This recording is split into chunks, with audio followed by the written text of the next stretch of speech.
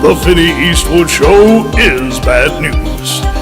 It's like the news, but so much worse. It's the lighter side of genocide. Just because we're being exterminated doesn't mean we can't enjoy it. Otherwise, what's the point of being killed? The Vinny Eastwood Show.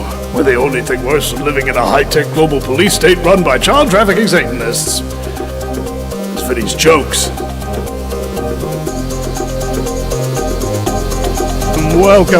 Welcome, ladies, gentlemen, and hermaphrodites to the best show on the radio. It's the Vinny Eastwood Show.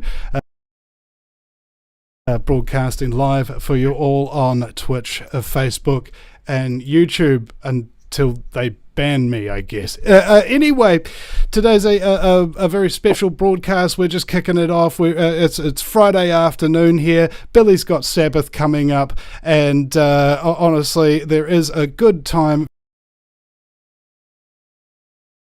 for all of us in our lives on a weekly, maybe even daily basis to show our worship for that which gives us strength and power, which is why daily I do that with weed. Now, my very special guests are Philip Engel, Billy TK, and John Ansell, joining us from the wilds of the southern North Island.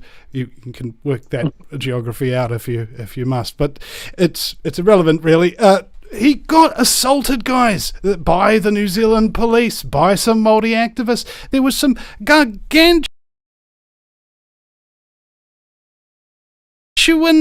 hubbub and flair, and indeed new news articles that have just been coming out with celebrities and endorsing this whole kerfuffle. We've had MPs who have shouted over other MPs and done haka and dances and things of that nature in the House of Representatives. It's even taking on an international flavour now, with the rest of the world celebrities feeling like they need to get involved in this issue. What is the issue? It's Māori governance. Apparently, back in the day, a whole bunch of very bad white people came over to the country and took everything that the Māori had, including cannibalism and severed head trading, and outlawed it.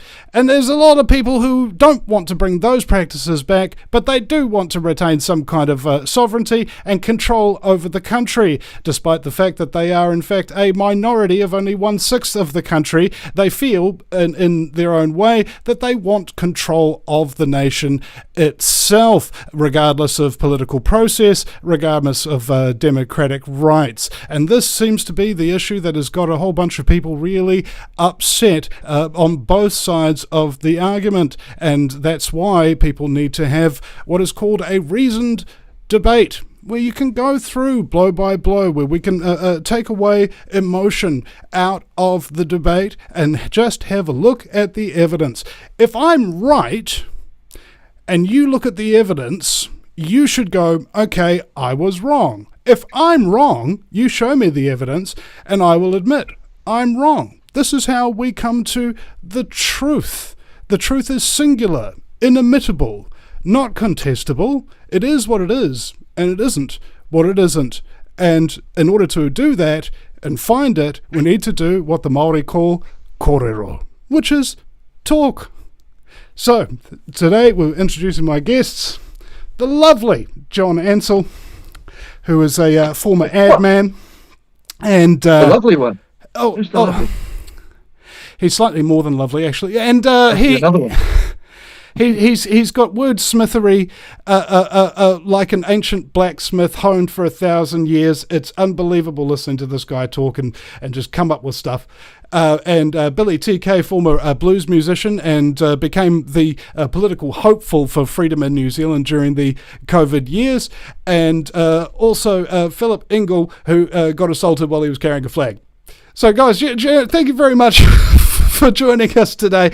And let's start off with a little bit of an introduction, of course, from Phil. Just give us a quick blow-by-blow of what happened on the day that you went out and decided to carry a New Zealand flag in New Zealand around a rabble of rowdy protesters. Good evening there, or good afternoon there, guys. I participated in a peaceful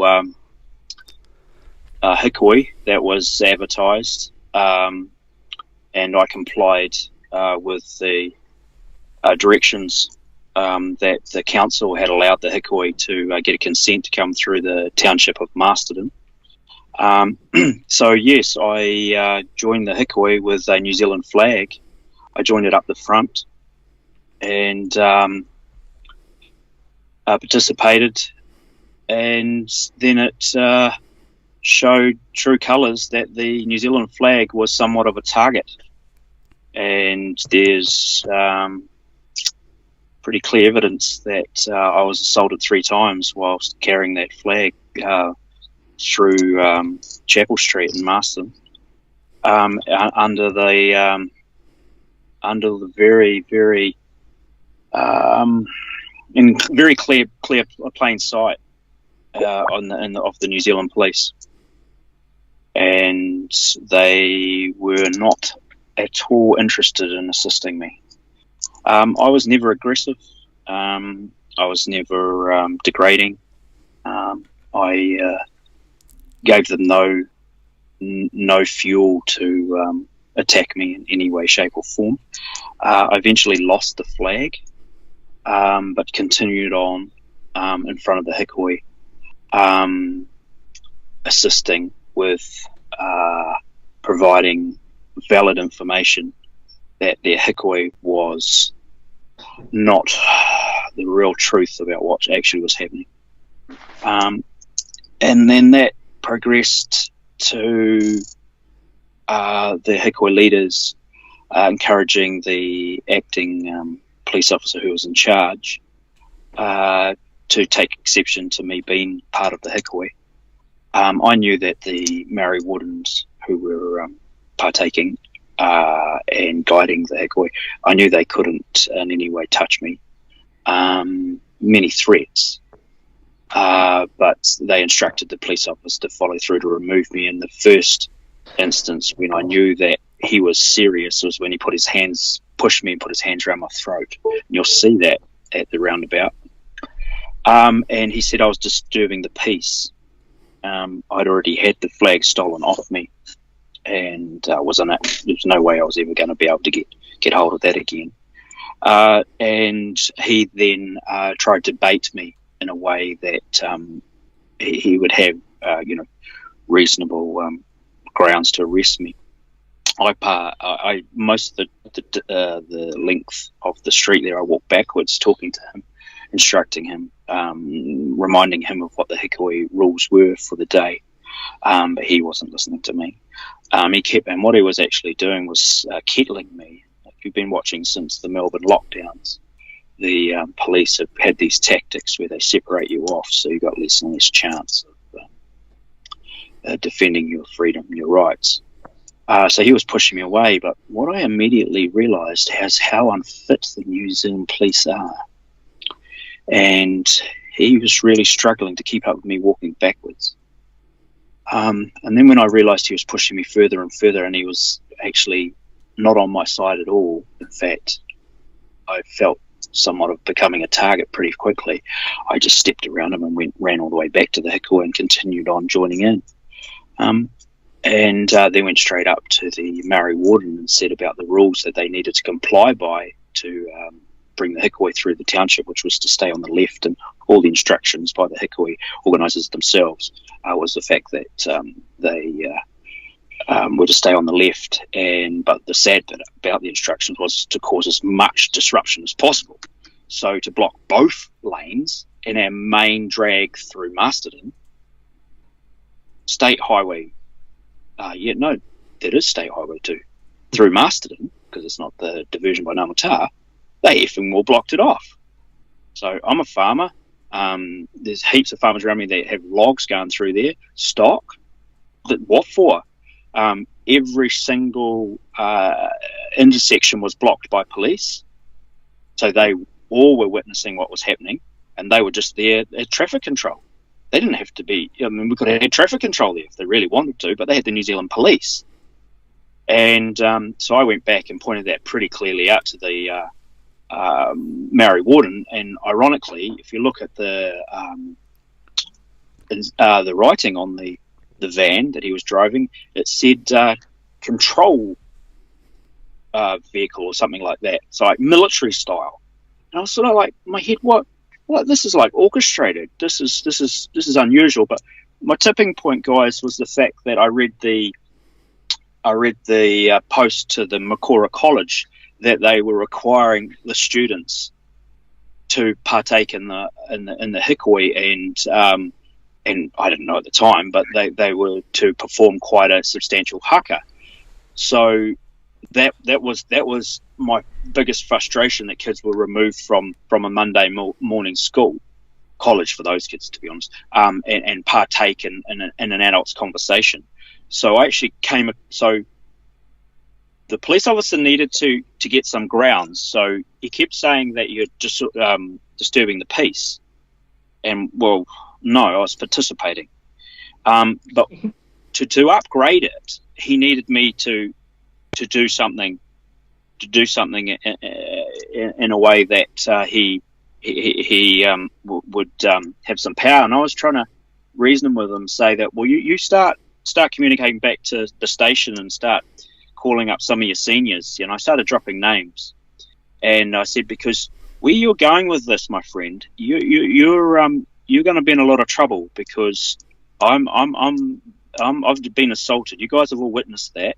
I've had theft, and now you're targeting me. And I could hear the abuse being hurled my way. From the 300, we counted about 330 participants. 2 buses had been bussed in from Pairua to make the numbers up. Ironic. So he needed to step it up. So when the Maori warden and the police officer wouldn't listen, you can see me yelling out to the whole hikoi, you must stay on the left. You must stay on the left. So that was number 1 for our Mr. Policeman. He said, now you're inciting violence. That was number 1. So I stepped around him now and was walking backwards again. And then now I've progressed a bit further down Chapel Street and come across the collection of college kids that was preparing for something. Now I looked to the right and I saw the command vehicle messaging, coordinating, and doing a few signals. And I thought, this is all choreographed. This is all a performance. They've deliberately blocked off both lanes of this main drag through Masterton, the main drag through Masterton, so they can do a performance. But I've reflected on, I realised there was no real media for at least that first section before the police got hold of me. And no newspaper. We actually walked past the newspaper at the Times Age building and everything. Like, we were right there. I was quite shocked. So there must have been other fixed cameras and other ways of picking up what they were planning on performing. So I said to all these people who were looking at me from the college there that you guys should be in college. You should be learning your history in college. You shouldn't be out here being involved in an adult's conversation. And I didn't raise my voice, but I said it loudly, and that was number 2 for our Mr. Policeman. That was enough for him, and I heard him radio that. And then I had an adult yell out from me from the group about I should learn my history and things like that. And okay, right. So this is where we're at. So then it progressed to the fact that he was getting me in a position that there was less chances for me to test my running skills. I backed myself for a kilometre. They'd have to have got a vehicle to run me down. And that's when 2 police officers that were freed up, obviously, were called in. They came from my right. I saw them doing their eyes, lining it up, and then glanced to my left, and then our local God Squad guy, bearded, curly hair, came in and got me on the left, and then they swarmed me. The four of them swarmed me. So I had no fear of the situation. The 300 and plus that were behind me I was saddened by their misinformation and what they were trying to portray, and I had no fear of them. I feel for them. I really do. The instant that I had four around me was the pivotal change in humanity. That's when I knew freedom had gone, lost. And they started whispering to each other that they needed to remove me out of sight. And you know why. So when I heard them whispering, that's when you'll hear me yelling out. And man, John here has the best footage there. You can hear what I'm saying. And that's when I knew things were going to change. And so I let the helmet go. I let the yellow vest go. I let the remainder of the pole go, on the other hand, and I shook them off. And you'll see me getting pushed left into a gap along a wall, and I'm shaking them off. I'm not fighting. I'm shaking them off, because there's no way in hell, even at gunpoint, anyone's ever putting their hands behind my back, ever. And they'll never do it again either. So that's when it got serious, guys. And so a man that tackled me on the left took the exception to trip me. So he was much bigger than me, but he took the exception to trip me. I had at least one arm behind behind my back, so it must have been my left, because most of the injuries are to my right arm. So I took my weight plus his weight plus another copper straight down onto the driveway, which is obviously tar sealed. So I took all of that into my elbow. So I'm all ripped up there, and the elbow's raw as hell. You know, the bone and everything's all dealt to there. Bash, down I go. I then realised when I'm on the ground that he's choking me with his right arm, like literally choking me. I didn't realise that before I fell. So he's here, he's against my face, and I'm right there as loud as I can. You are choking me. Get your arm off my throat. I'm not.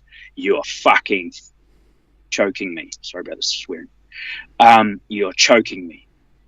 And he realised he was, because he was choking me. Now, I can't say I was feeling too much from behind, what was going on behind. So he gave me the slack then with his right arm, and I threw him off. Now, I guess working 7 days a week out in the country, you get a bit of natural fitness. So I threw him off. Now I'm still realise there's two others around me and then a fourth. And I spin back over. I pull my arms free of the rest of them, not knowing my injuries. I had no idea of my injuries. Pulling my hands free of them, and I remember getting my right leg down, and I'm trying to step up, and I can see the looks on their faces. How the hell is this guy doing this? Because if I got up, I was gone. They'll never have caught me. But I knew I couldn't run into where they pushed me, because that's a no exit. So unless I could climb a straight up wall, there was no way. So, and the hickory is right there. The whole front of them is right there. They are enjoying the hell out of what's happening to me. There's cheers. They are just in Thoria. They are just loving what they're seeing. So then I've sat up, I've got their right leg, and then the pounce happens. And I'm not letting my hands go behind my back. I'm just not going to let it happen. Next thing, my bearded man is next to my face again. And he said, mate, you're going to have to stop. You're going to have to stop. They're going to pepper spray you, mate. They're going to pepper spray you. And I said, on what offence? What have I done? I'm not even fighting you guys. If I was fighting you guys, I'd have you. So I don't even fight. So what are you doing? And he said, we're going to pepper spray you. I said, Jesus Christ, how am I going to finish the rest of my day being pepper sprayed? So, okay, right, I give up, right. Put my hands behind the back, and then that's when some real injuries will form, guys. You can see the arresting officer, and man, he was 2 clicks up on those handcuffs. There was absolutely no blood in either of my wrists. No blood whatsoever. Nothing. Couldn't even feel them. Never had that ever in my life. Behind my back. I had no idea of the other injuries that were pending. So then they forced me up, and you can see I'm pleading with them. You must let some slack into these. I need to feel my fingers. I said, if you guys want to be fed tomorrow, you guys get these handcuffs loosened. And I'm begging with them. And they had no idea I was a farmer. But I had to plead. I had to beg, guys. Beg. That was a whole new level of pain. So now I'm being stood up. I can't feel my wrists. I've been pushed against the wall to be searched. And I had no idea of my injuries. And of course, they've split my head. There's blood on the wall. My elbow, I'm all ripped up. There's blood down my elbow. There's injuries on my left. My neck's all pulled out. And here we are. I can't even feel my wrists. So eventually, there is a little bit of common sense with them. And there was a lot of noise, I believe, from some of the supporters that were present, that they had made some noise too, because they'd heard me pleading to get some circulation. And when the arresting officer came over, and we've got footage of him viewing how tight they were, and they had to go back 2 clicks, guys, 2 clicks, and even that was tight. But I got blood. That's how tight they were. That was just like, I knew I was an animal in a cage then. I just knew I was done. Just done. And then they pursued the whole, you're getting arrested, I've got to read you your rights. You're injured, we're going to have to get you, get some medical attention to you. I said, no, I'm all right. So I couldn't see anything. Obviously, I was just being told, other than the blood on the wall that I'd left. And a bit of pain going on in my arms and elbow, things like that. But they had stretched their resources to an extent that they had no car to transport me 2 roads over. So you could have walked there in a good 5 minutes to the police station. So I got wind of this comms, and I said, well, I'll just walk there. I'll just walk across town. Oh, no, it's too dangerous. I said, well, I'll just walk across town. It's fine. I can still walk. And no. And they were trying to call up a car. But they had stretched their resources so much, they didn't even have cops near cars. They were still policing the roads behind them, the Hikoi. Like, this is serious stuff. What they did for the Hikoi. Serious stuff. I wish they'd do that for my animals, walking them down the road. That'd be bloody handy. I'd save a whole heap of money than bloody trucking them how we used to.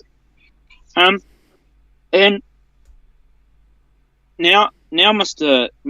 Arresting Officer, he needs me to comply. Now, I'm hoping you guys all know your rights, but they need to contract. So to form their contract with the corporation, they need your name and your address, and then the transaction's done. So I'll let you guys explain that a bit better, but I knew that.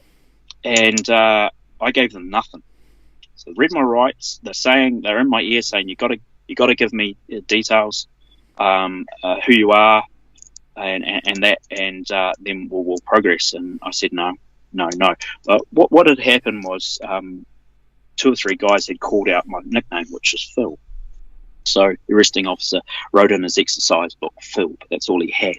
And he's at me. He's really at me, and he's really pissed that he can't be up the front of that Hikoi, looking like the hero, blocking off all the side roads that he's obviously been instructed to do. And he's getting pissed. He's getting real pissed at me. And so at me a little bit, and I said, no, you're not getting them. No, you're not getting them. But what I'll do is I'll do a deal with you. I'll cooperate when I get down to the station, because I knew he was the arresting officer, and I knew he had to accompany me. Now, they still hadn't organised a vehicle to transport me. So I'm looking across the road at one of their 4-wheel drives, and it's the God Squad one, which is the the tackler. It's his vehicle. And I said, well, I'll just go on that. Can't you just take me in that thing? It's not the official police car, but just take me in that. And they all looked at each other and I thought, they said, that's a good idea. Like, what the hell is this police force, man? I hope this is not just Masterton. By God. So they bring it across the road, and I said, how am I going to sit in there? Because it's got, you guys remember what those bench seats are like in the back of those four-wheel drives? It's not like a nice seat like a sedan car or something. How am I going to sit in there, guys? And, no, you'll get in there. I get in there. I can't sit on my hands. I can't even move them. Like, what's that about? I'll get you in. Oh, my God, I know it was a short trip to the station. By geez, I don't recommend any of that, guys. And they still had to seatbelt me to make it even tighter and more painful. So the tackler is the driver, and the arresting officer is my passenger alongside me. So I became Mr. Charming, and they wanted to know how I was able to maintain my ability to keep them off me. And I just said, well, I'm a farmer, I work every day. And we had a nice little trip across the town to Masterton police station. So then we went into the Masterton police station, and they get you secure in a building, door goes down, and then they lead you out and buzz you in. And I still got my hands behind my back, take me up to the counter. I'm the only one, only one I can see in the vicinity from the Hikoi.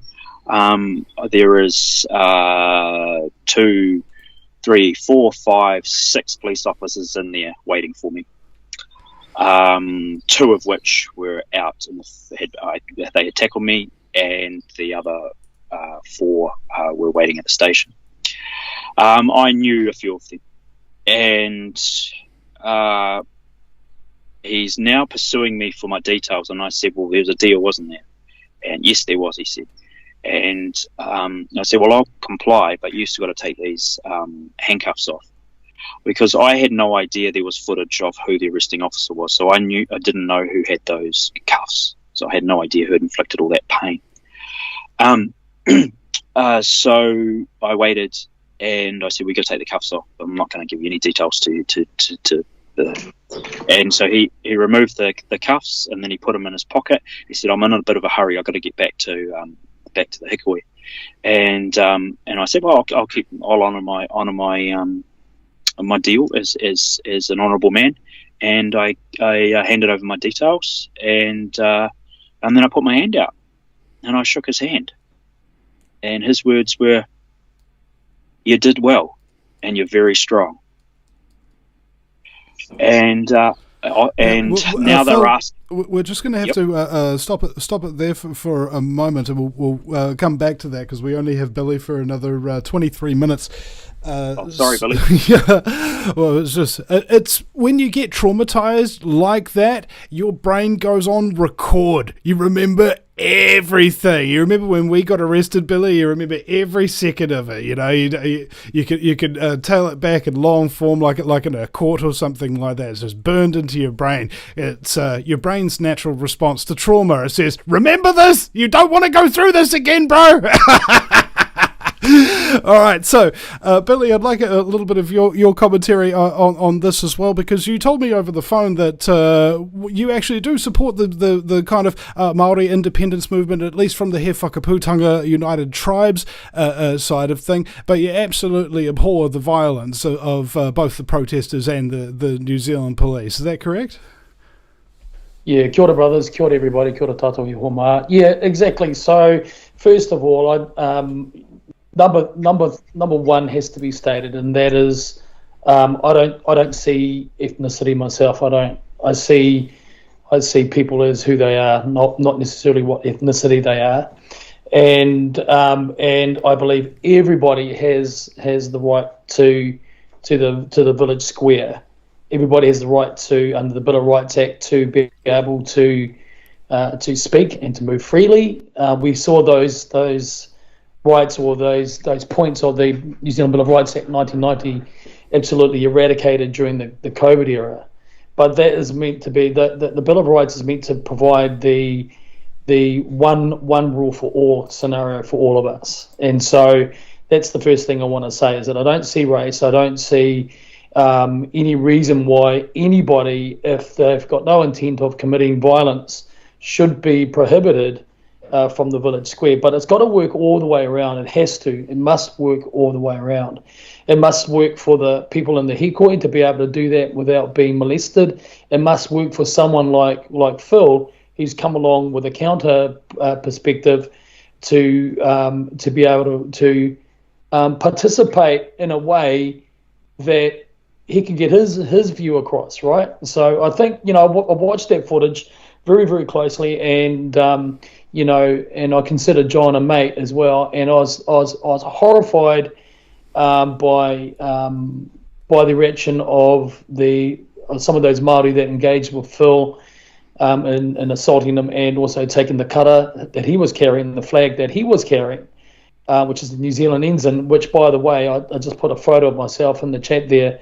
I very, very proudly carried that flag as a serving member of the New Zealand Defence Force and the New Zealand Army, and I've carried that flag on a couple of occasions. And that photo I sent you before, Vinny, is me, and I think it was around about 2004, carrying the flag at the Papatoetoe RSA for the day. So, but what I want to come back to is the violence that was used there by those that were in the Māori contingent against Phil, which I totally don't agree with, 100% do not agree with. They could have a great man that I love to quote now and then is Martin Luther, who's that famous German reformer from the 16th century, and he said, "Let the minds clash, but let the fists rest," meaning let's have a vigorous and robust debate. Let's not even calm ourselves down. Let the minds clash, but let the fists rest, and let's not turn this into a violent event, which is what happened. So let's agree that we all don't agree with that. Number two, the police response to Phil as well. I can understand where they're coming from in one perspective, that they were trying to avoid a massive, what would have that policeman have done if 50 of those Māori men had jumped on Phil and they wanted to rip him limb by limb apart? What would they have done? They wouldn't have been able to stop that.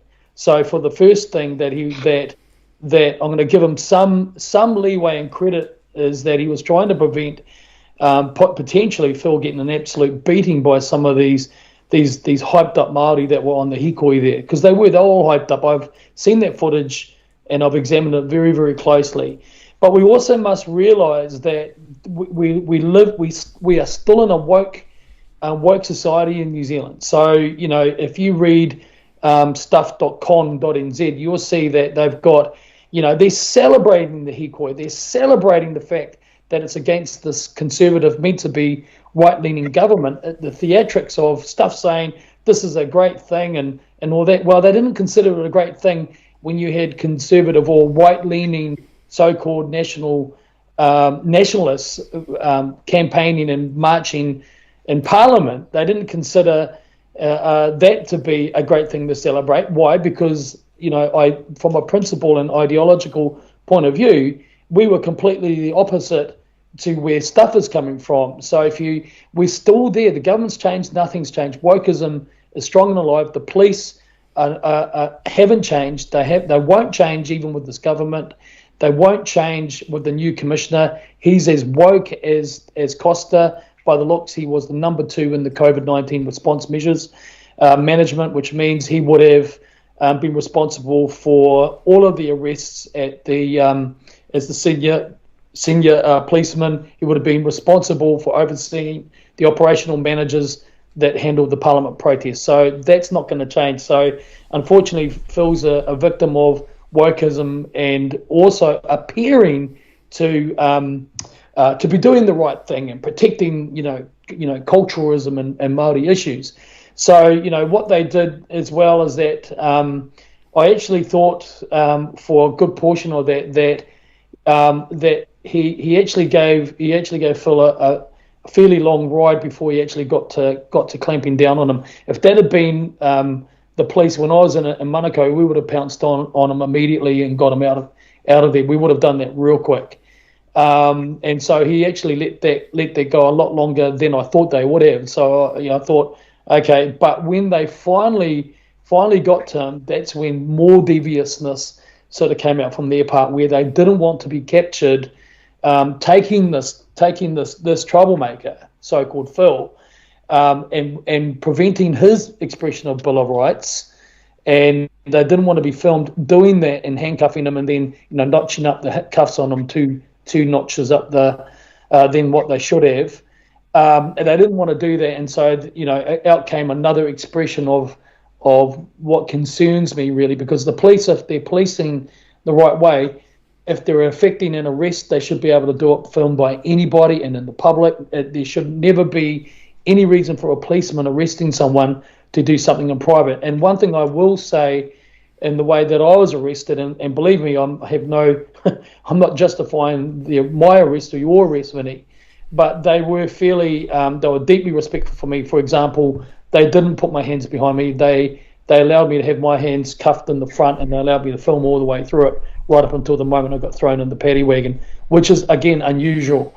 But I think the premise is that we've also got to address probably the part of the elephant in the room, is that, and this is where we probably part company a bit. Number one, before I start down that, is that I would if I'd been there, I would have stood in front of right by Phil, and I would have fought for him to have stayed there, to have had his right to carry the ensign, carry his flag, and to have his say. And I would have put a buffer in between him and the protesters, but I wouldn't have removed them. I would have been there to actually supported him to have had his expression. It's either freedom for all or freedom for nobody. But I think I think we get into a little bit of hot water, Phil, when you say that all those kids should have been in school. Well, no, they didn't have to be at school. And if there's something that parents believe strongly enough that their kids need to be a part of, I'm not endorsing how they did it and what they did. But if the parents want to have their kids at an event like this, then it's their right and their business to be able to do that. I don't think there's any relevancy in raising that as a point of objection. I don't see anything. Again, freedom. These are our kids. They're not the state's kids, and they're not your kids. They were the kids of the parents and in the custody of the school that felt that it was okay for them to be there. So I don't think that's a relevant point to argue about that. So I just want to put that forward. The second premise is that I want to also look at is that this is an operation. This whole thing to do with Toitu Te Tiriti is an operation to divide our country. If you remember how the leftists were managing the government under the Marxist government of Ardern, they were using identity and racial identity politics. They went hard to the left. Everything was Māori this, everything was kupu Māori words and all these things, and they were using it, that cultural ideology, if you like, to make out they were virtue signaling, and it was all about it's got to be a good thing with supporting Māori initiatives, while they're giving Māori names to operations which restrict our rights and freedoms in New Zealand. And so this is an operation, but it's coming from the hard right, and meant to be coming from the hard right, where you've got people that are saying, that are in government, that are increasing the pressure coming from the other direction. The lefties were all about Māori and Māori governance. The righties are saying, no, none of that, thanks. We're just mō tātou ki rātou, New Zealand for them, New Zealand for everybody. And so they're using this Hegelian tennis match to divide us. Let's not fall for that. We got to peel beyond that and peel it aside and look through it. The other point is that John, is that you kept on saying there were no principles behind the Treaty of Waitangi. The Treaty of Waitangi can only be understood properly in light of He Whakaputanga 1835. If you understand that, you'll understand the reason why 1840 came about, one of the reasons. And 1840, of course, 1838, 1839, 1840, we had the Americans, we had the French, we had the Spanish. that were floating around the orbit of New Zealand, wanting to find the entry point to be able to get in and claim New Zealand for their particular monarchy. And what the British had done is they had already signed the He Whakaputanga Agreement of 1835, and in 1840 was meant to, in the minds of especially some of those Ngāpuhi chiefs that signed the treaty and He Whakaputanga, was meant to be a new kind of formalisation of the first agreement. Now, if you don't understand He Whakaputanga, then you will never understand the mindset of the Māori that signed the 1840 agreement. And there were actually three Treaty of Waitangis. There was the Māori version signed at Waitangi. There was an English translation signed at the Waikato Heads in Tainui-Rohe, where I whakapapa to as well. And then you've got an obscure English translation of the Māori version. Now, fortunately, what we do have in Te Papa, and Te Papa is Wauke's museum down in Wellington, what we do have is all three versions up for everybody to examine and come to their own conclusions about what it means to all of us. But I know certainly as being a descendant of a chief myself, I certainly understand that if we start in 1835, that the chiefs had promised protection for all of King George's constituents and the English settlers that would come to New Zealand, that they would be afforded the protection of the chiefs of New Tyranny. And the chiefs of New Tyranny would, in favour and in agreement with the king, they would absolutely protect the English subjects, right? And that's Article 4. But it was also commiserate to the idea and the agreement that the sovereignty of the chiefs of New Tyranny would never be ceded, would never be lost, and they would have the right to always express their chiefmanship. When you go, and the thing I love about He Whakaputanga, it's a for everyone document, and you will get extreme Māori who will try and twist it and turn it into an apartheid document, but it was never designed to be an apartheid document. It was always meant to be a partnership and a friendship and an adoption agreement, an adoption where the chiefs of New Tyranny would adopt English people into their protection, and that was, and the expression of their chiefmanship would remain. Now, if you read the Māori translation of the Māori version of the treaty, you'll see that in Article 3 it says that the principle of this agreement is bound to the acceptance that the chiefs would always have the right to express their chiefmanship over their own lands. So for me, when I see that being the descendant of a chief, that for me directly that means our land, our whenua, our land, that meaning where I'm from, that we've got custodial chiefmanship over that land. Now, what we did is that we had, of course, Māori were very, very, very welcoming in most instances to embracing settlers and all that. Now, within 5 years within less than 5 years of signing 1840, we had massive amounts of land confiscated, Māori land. We had extreme problems, right? And this conversation, by the way, my dad is Māori, my mum is Pākehā, and my Pākehā family hate me talking like this because I sit in the middle, and I believe I can see very clearly both sides of the argument. So I just want to clear up, in my view, respectfully, that there are principles in the treaty, but they're meant to be embracive. And if we're going to get technical about Māori people having chiefmanship of their lands, if we looked at that and looking at the direct English understanding of that, that means our particular rohe, our land that has always been tribal land, should always have remained under the sovereign jurisdiction of those chiefs. Now, I'm not a lawyer. I'm not an overly smart guy. I'm smart enough to get by in life, but in my way of thinking of that seems like a very straightforward sort of proposition there. But it's not one, in my view, that should diminish the authority of Māori and diminish the rights of Pākehā people. But what we have today is that we have this operation involved where the Maori culture and the treaty is being used as a weapon to divide us all. And one of the great ironies of Te Pati Māori being involved in setting up this hikoi to honour the treaty is that they are one of the very, very strong proponents of eradicating all of that, including the Bill of Rights, including He Whakaputanga 1835. They were in favour of eradicating all of that, in favour of taking our rights away for COVID-19, because of COVID-19, and injecting us with a never before used experimental, provisionally approved mRNA jab in the bodies of not only Māori kids, but all people. They were proponents of that. So to me, the fact that they did that, the fact that they don't know anything about the UN global pact that we are now into, and they're not protesting about that, to me, that leadership is disqualified because they haven't seen deep enough into the issues that are facing not only Māori, but all of us. So if I could summarise my thinking this way, is that I would stand equally tomorrow with Phil and defend him and his right to do that again. If it came up again, I would be willing to walk alongside him to defend his right for that.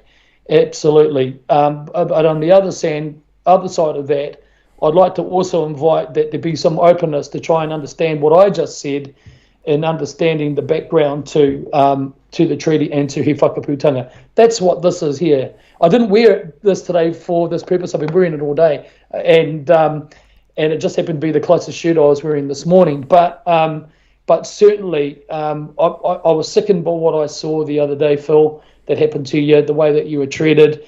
And I do, and I think it's cloaked with an irony that the people that are protesting and protest at this hikoi are not protesting about the things that really matter right now, which is the loss of our human rights, our civil liberties, how Gallianism being used against us to divide and conquer us, and also the very real threat of nuclear war, where we all get blown away and into nuclear dust anyway.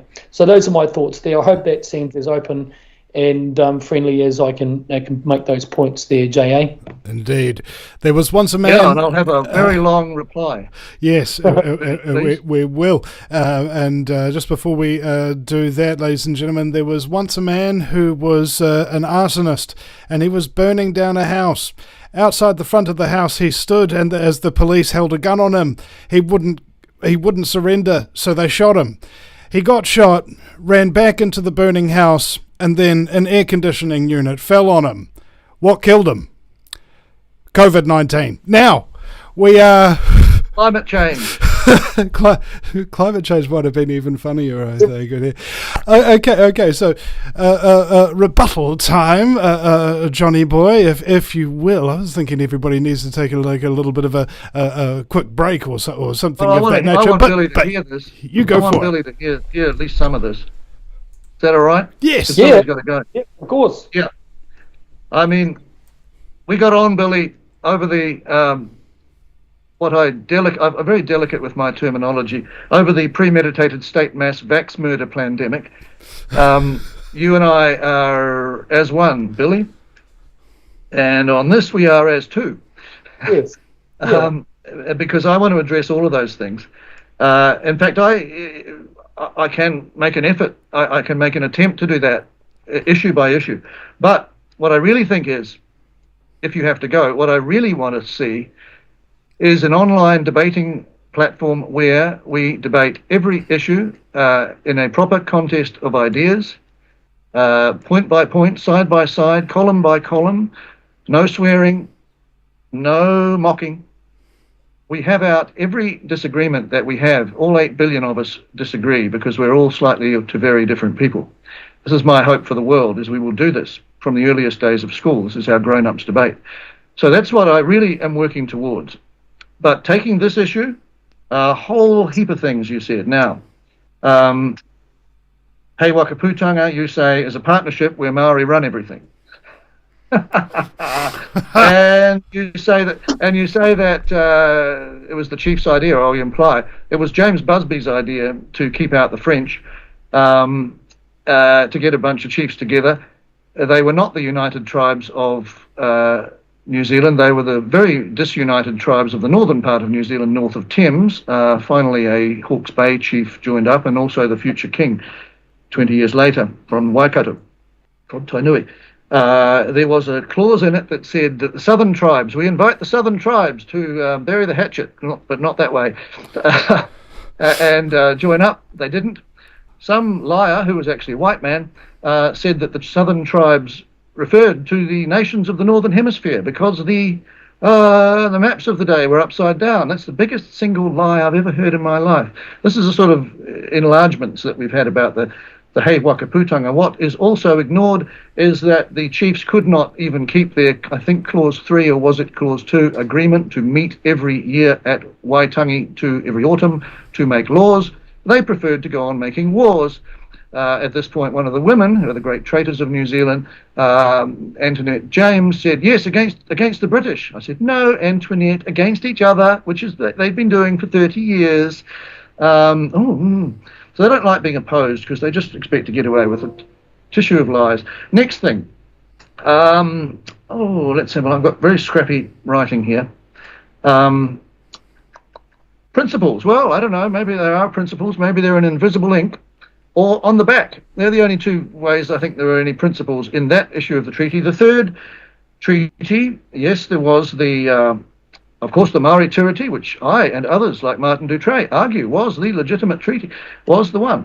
But the one that you dismiss as a translation was, in fact, a draft from which the Maori Treaty was translated because it's word for word, just in two different languages, far more so than the flowery English version.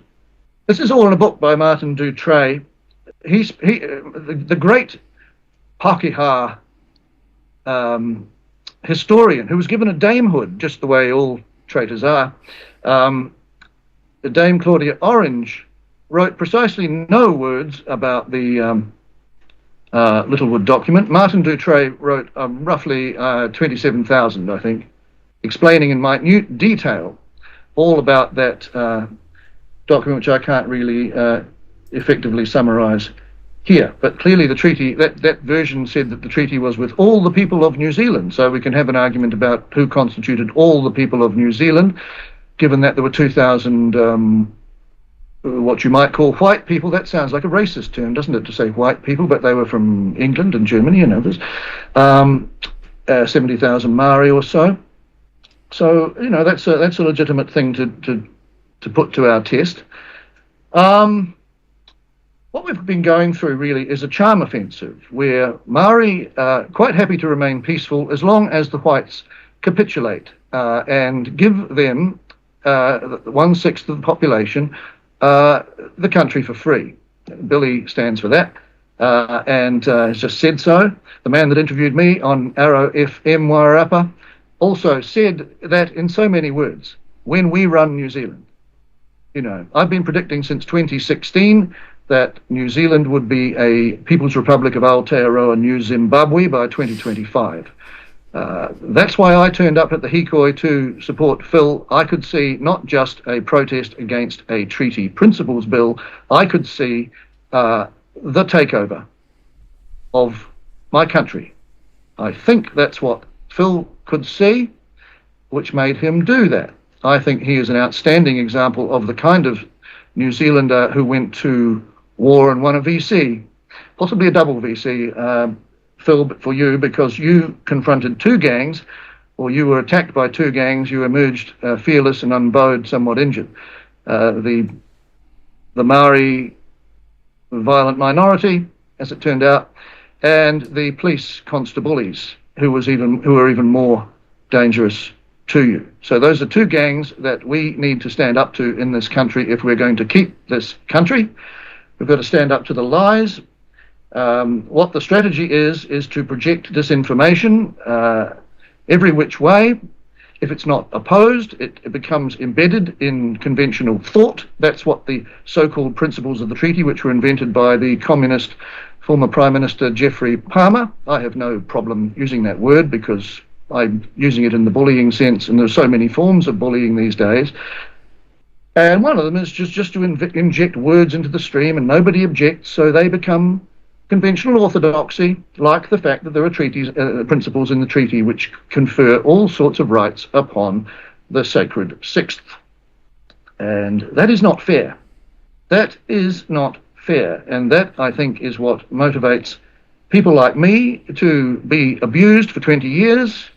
I did a billboard called Iwi Kiwi, which has been obviously, as per the Maori tradition and the communist tradition, completely misrepresented to mean that Kiwi means white people. Don Brash, a terrible racist, married to a Chinese, like I was at the time. Kiwi means all people. Everybody knows that, all around the world. The world looks at us and thinks, what a basket case, what pathetic white people. My problem is not so much with the Maori. I think they're going for it. They're cheeky. I always think that cheeky is the number one attribute of successful people. You think of any successful person, they were cheeky. Phil's cheeky. Billy's cheeky. Vinny, you're off the scale.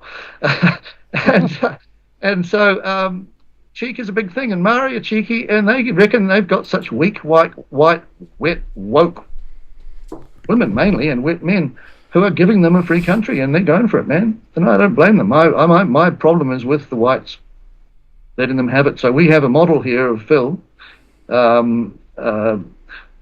relatively short of stature. These short people are the most dangerous. A feisty flanker in a rugby team. And he is showing what a man looks like. And I'm so proud to be your friend, Phil.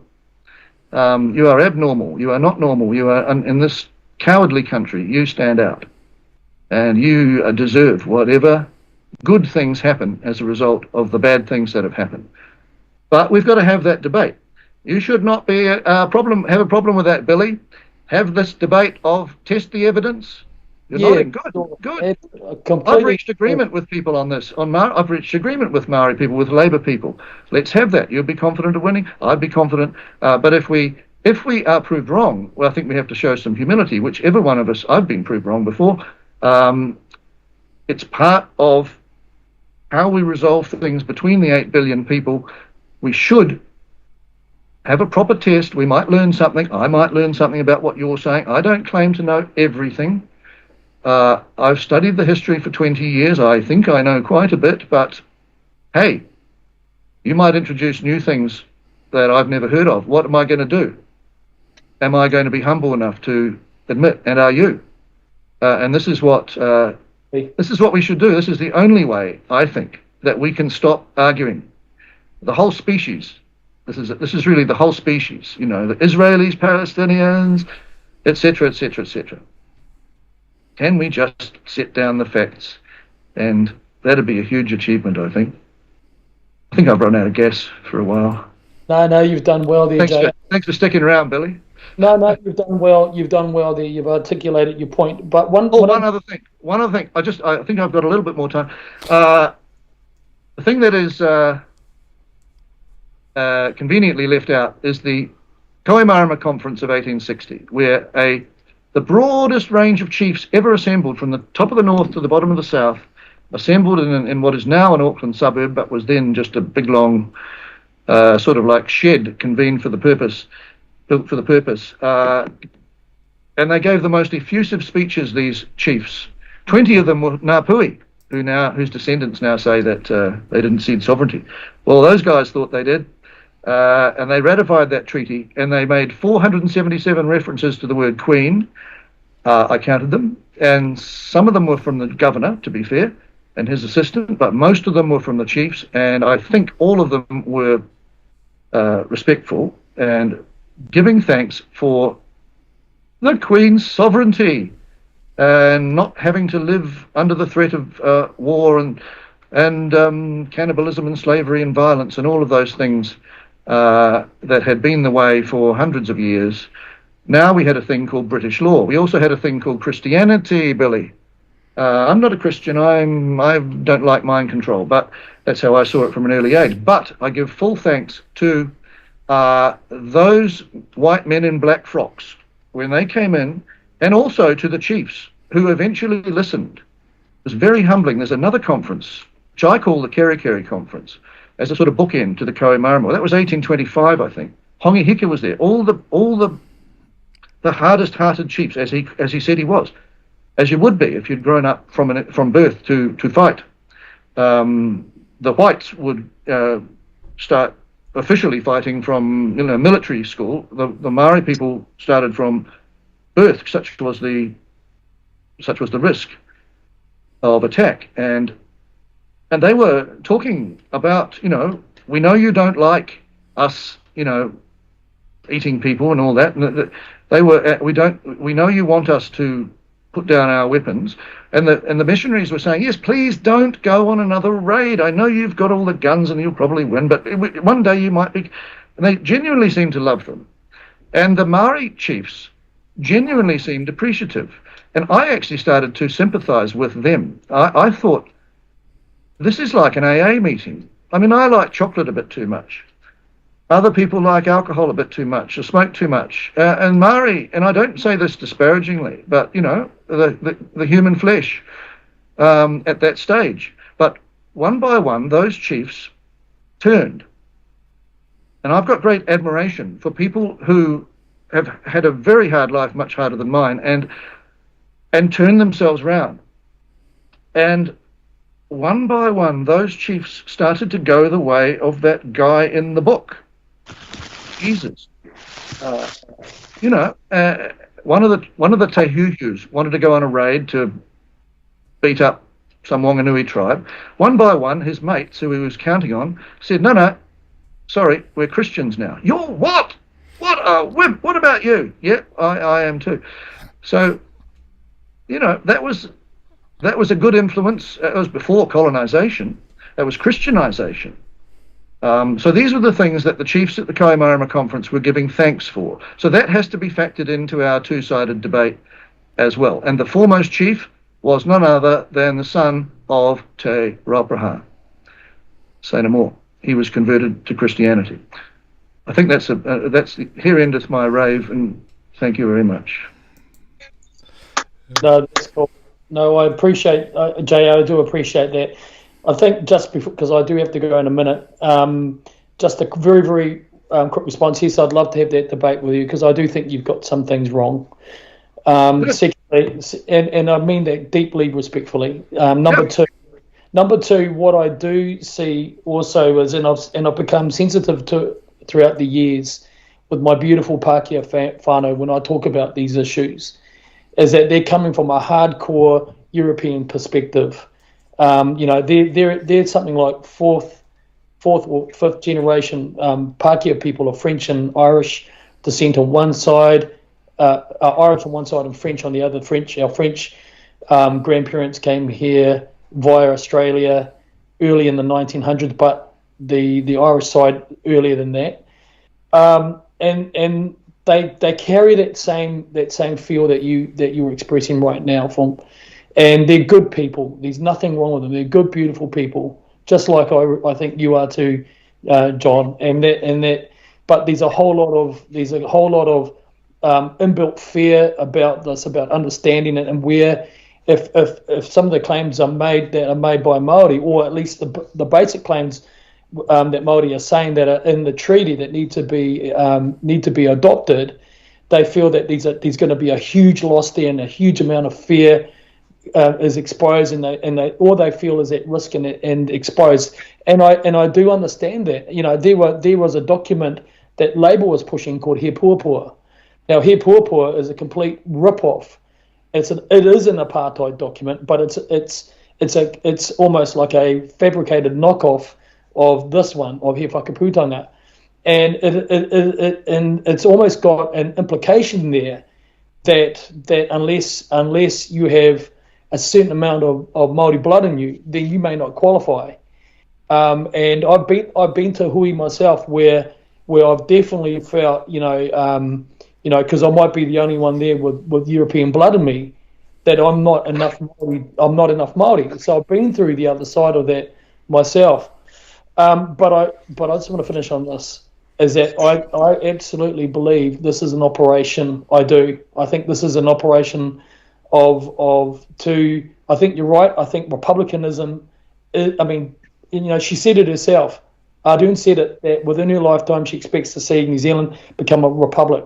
Now, the roadblock to globalism, and this is a really important point here, the roadblock to full to full globalism in New Zealand is He Whakaputanga and the treaty, and that is why this could potentially be the flashpoint of getting rid of it or amending it in diluting it in such a way that it cannot be used as a checkpoint, pun intended there, checkpoint to arrest the full development of globalism. And the more I've looked at it, investigated it from that angle, the more that I've come up and thinking, well, out of everything that we've got, the Bill of Rights and all of these things that didn't protect us during the COVID era. And in fact, I got arrested during the reading of He Whakaputanga 1835. I got arrested while the articles were being read out on Tainui land, historical Tainui land, and I still got arrested, and I got taken away, and I got binned. That's the phrase he used for arrest. But I know that collectively, if people got in behind these things, this would be a very, very big sore eye moment, poke in the eye moment for the government to try and republicanize New Zealand, and therefore, we become a vassal state of the UN system. And I think that's really where they're heading to with that. But no, I think we should do that. I think we should have a really good full-on debate and discussion and work through these principles. And again, I'm interested in seeing all people protected, their rights, their freedoms, and their interests to be able to live in peace. And I'm sick of thuggery as well in this country. I fully am. And the elite Māori and I've got an equal problem with elite Māoridom leaders, so-called, in this country as well, John. I do. I've got a big problem. You've got elite Māori, so-called leaders that are on hundreds and hundreds of thousands of dollars a year, while our own people can't put shoes on their feet and feed their kids before they go to school in the morning. And so, that to me, that is no different for getting ripped off in land deals back in the day. To me, that's the same spirit, the same principle. And the agreement was 1835, and then we had 1840. Anyone would understand that if somebody violates the terms of the agreement, that agreement would be null and void. You mean like the treaty was breached by the tribes 4 times in the 1840s? Yeah, they were never punished. But don't forget though, John, that if we're going to put our European civilized hat on, Māori people had competing political agenda themselves, and there was a lot of resentment amongst the tribes at that time. We went into the Māori land wars, only came about because of the huge confiscation of land and the imposition of immigration, I guess, of people into Māori lands and confiscating those lands. And that's why, Tainui, where I come from, we got only, I think it worked out to be, a tiny, tiny portion of the land that we once had, and that was agreed that we would always retain. We've only got a less than a fingernail of that back from what was taken off us. And so, confiscated for the breach of Governor Gray's. Wiremu Tamahana said, if we invade Auckland, we'll kill every man, woman, and child. On that basis, Gray said, do not cross this stream, or you're going to lose the war, and you're going to get your land confiscated. So that's got to be factored into the two-sided debate. But we were already getting land confiscations within a short couple of years of 1840, and I think this is really? This is where we start to get into the meat of a debate, and we should program this and do this properly so we can have all our firing points there, and we come together to do this. I'd love to do it because I think we'd have a good, open and honest debate, John. I really do. I think my idea was to do it in a way that's preserved in writing, like you would. Like preserving a court case, because court cases evaporate. You're not there, you can't see it, most people. And there are people who are much more knowledgeable than me on the side that I'm on. And I don't know if you're the most knowledgeable. You may or may not. But a team, I'd like to see it in the spirit of honesty, really, so that each side, if you make a mistake, okay, you go, oh, I see that's wrong. That'd be cool if human beings did that. 100%. And I'd like to see that on everything. But there are other sides. There's another side to everything I've said. You hear differently, and I'm hearing you say things that slip past, and I'm thinking, I want to cut in there. It would be a long-winded thing. It's like we have a Waitangi tribunal, but it's all tribe and no you from our point of view. There needs to be a Waitangi tribunal that is actually fair. It's not an easy thing, but there's a spirit of willingness. I don't think we hate each other very well in this country. I said that to Joe Trinder. I said, Joe, we're supposed to hate each other. We've got to work on that, He said, well, come and have a cup of tea next time you're in Hamilton. No, it's not like that. I'm supposed to bring guns and, I think if we can, if New Zealanders could continue to do that, that'd be a very good thing. But, Billy. I gotta go, guys. I'm so sorry. I've got to get ready for a sermon tonight and then one for tomorrow. But we have time for one quick question. Phil wants to ask you, Billy. But chop, brother. Go for it. Billy. I'm just trying to get the gist of everything that you presented there and your two goes at speech there. Very simplistic. You think along the lines that you want something for free? Do I think that? No. No, I don't think that. I don't believe in that at all. What I do believe in, what they should get was what they were fighting to keep, which they had originally. That's my view on it. Absolutely. Okay. Look, some of the landowners, they sold their land. Okay, please. So you are then also missing the point that how many generations after should have to keep paying. No, there's got to be an end point. Absolutely, there's right. So we agree on that point. Yeah, absolutely. We can't be stuck in grievance mode. We've got to go past that. We have to. Thank you. That's all I want to hear from you. Please don't let us hold you up. Thank you. Yeah, no, absolutely, Phil. Absolutely, we've got to get past this. But we've also got to look beyond that and look at what the hell is happening from the global tsunami that's coming our way. And if we don't, as New Zealanders or whatever you want to call yourself, don't wake up to this, we're gonna. I mean, shit. Look, we are this close to nuclear World War III right now. It's not even funny. I've been involved in think tank conversations international this week, and we should all be extremely afraid of what's potentially on our immediate horizon. I'm telling you, it's deeply, deeply, deeply serious what's going on right now, and we could wake up tomorrow and there could be an exchange of ballistic missiles between Great Britain, Ukraine, and Russia. Russia responded yesterday, and with ballistic missiles into Ukraine, and they're saying they're getting ready for more. These are nuclear capable weapons. They're SS-26 long-range ballistic missiles, and this is what we didn't want. And they are saying that if one more ballistic missile goes into Russia, which 6 already have, 1 landed and 5 didn't, that it's going to be very, very poor for the United Kingdom. So it's all these nut jobs like Keir Starmer, Luxon, Winston Peters. Look, Winston Peters is a Māori on paper, and he doesn't care about anyone. So let's, and would I agree on something? Yeah, well, would I be, and this is something that's really important. Would I be comfortable with half of the Māori leadership having any national governance role? No, I wouldn't be. No, that'd be shocking. Sorry, I wouldn't be, Phil. And this is where people on the Māori side don't like me saying what I say either. I'm more Māori than I am Pākehā, though I'm both proud of both. Hey, Billy, have you ever noticed when both sides of an issue hate you, it's because you're the one who's correct?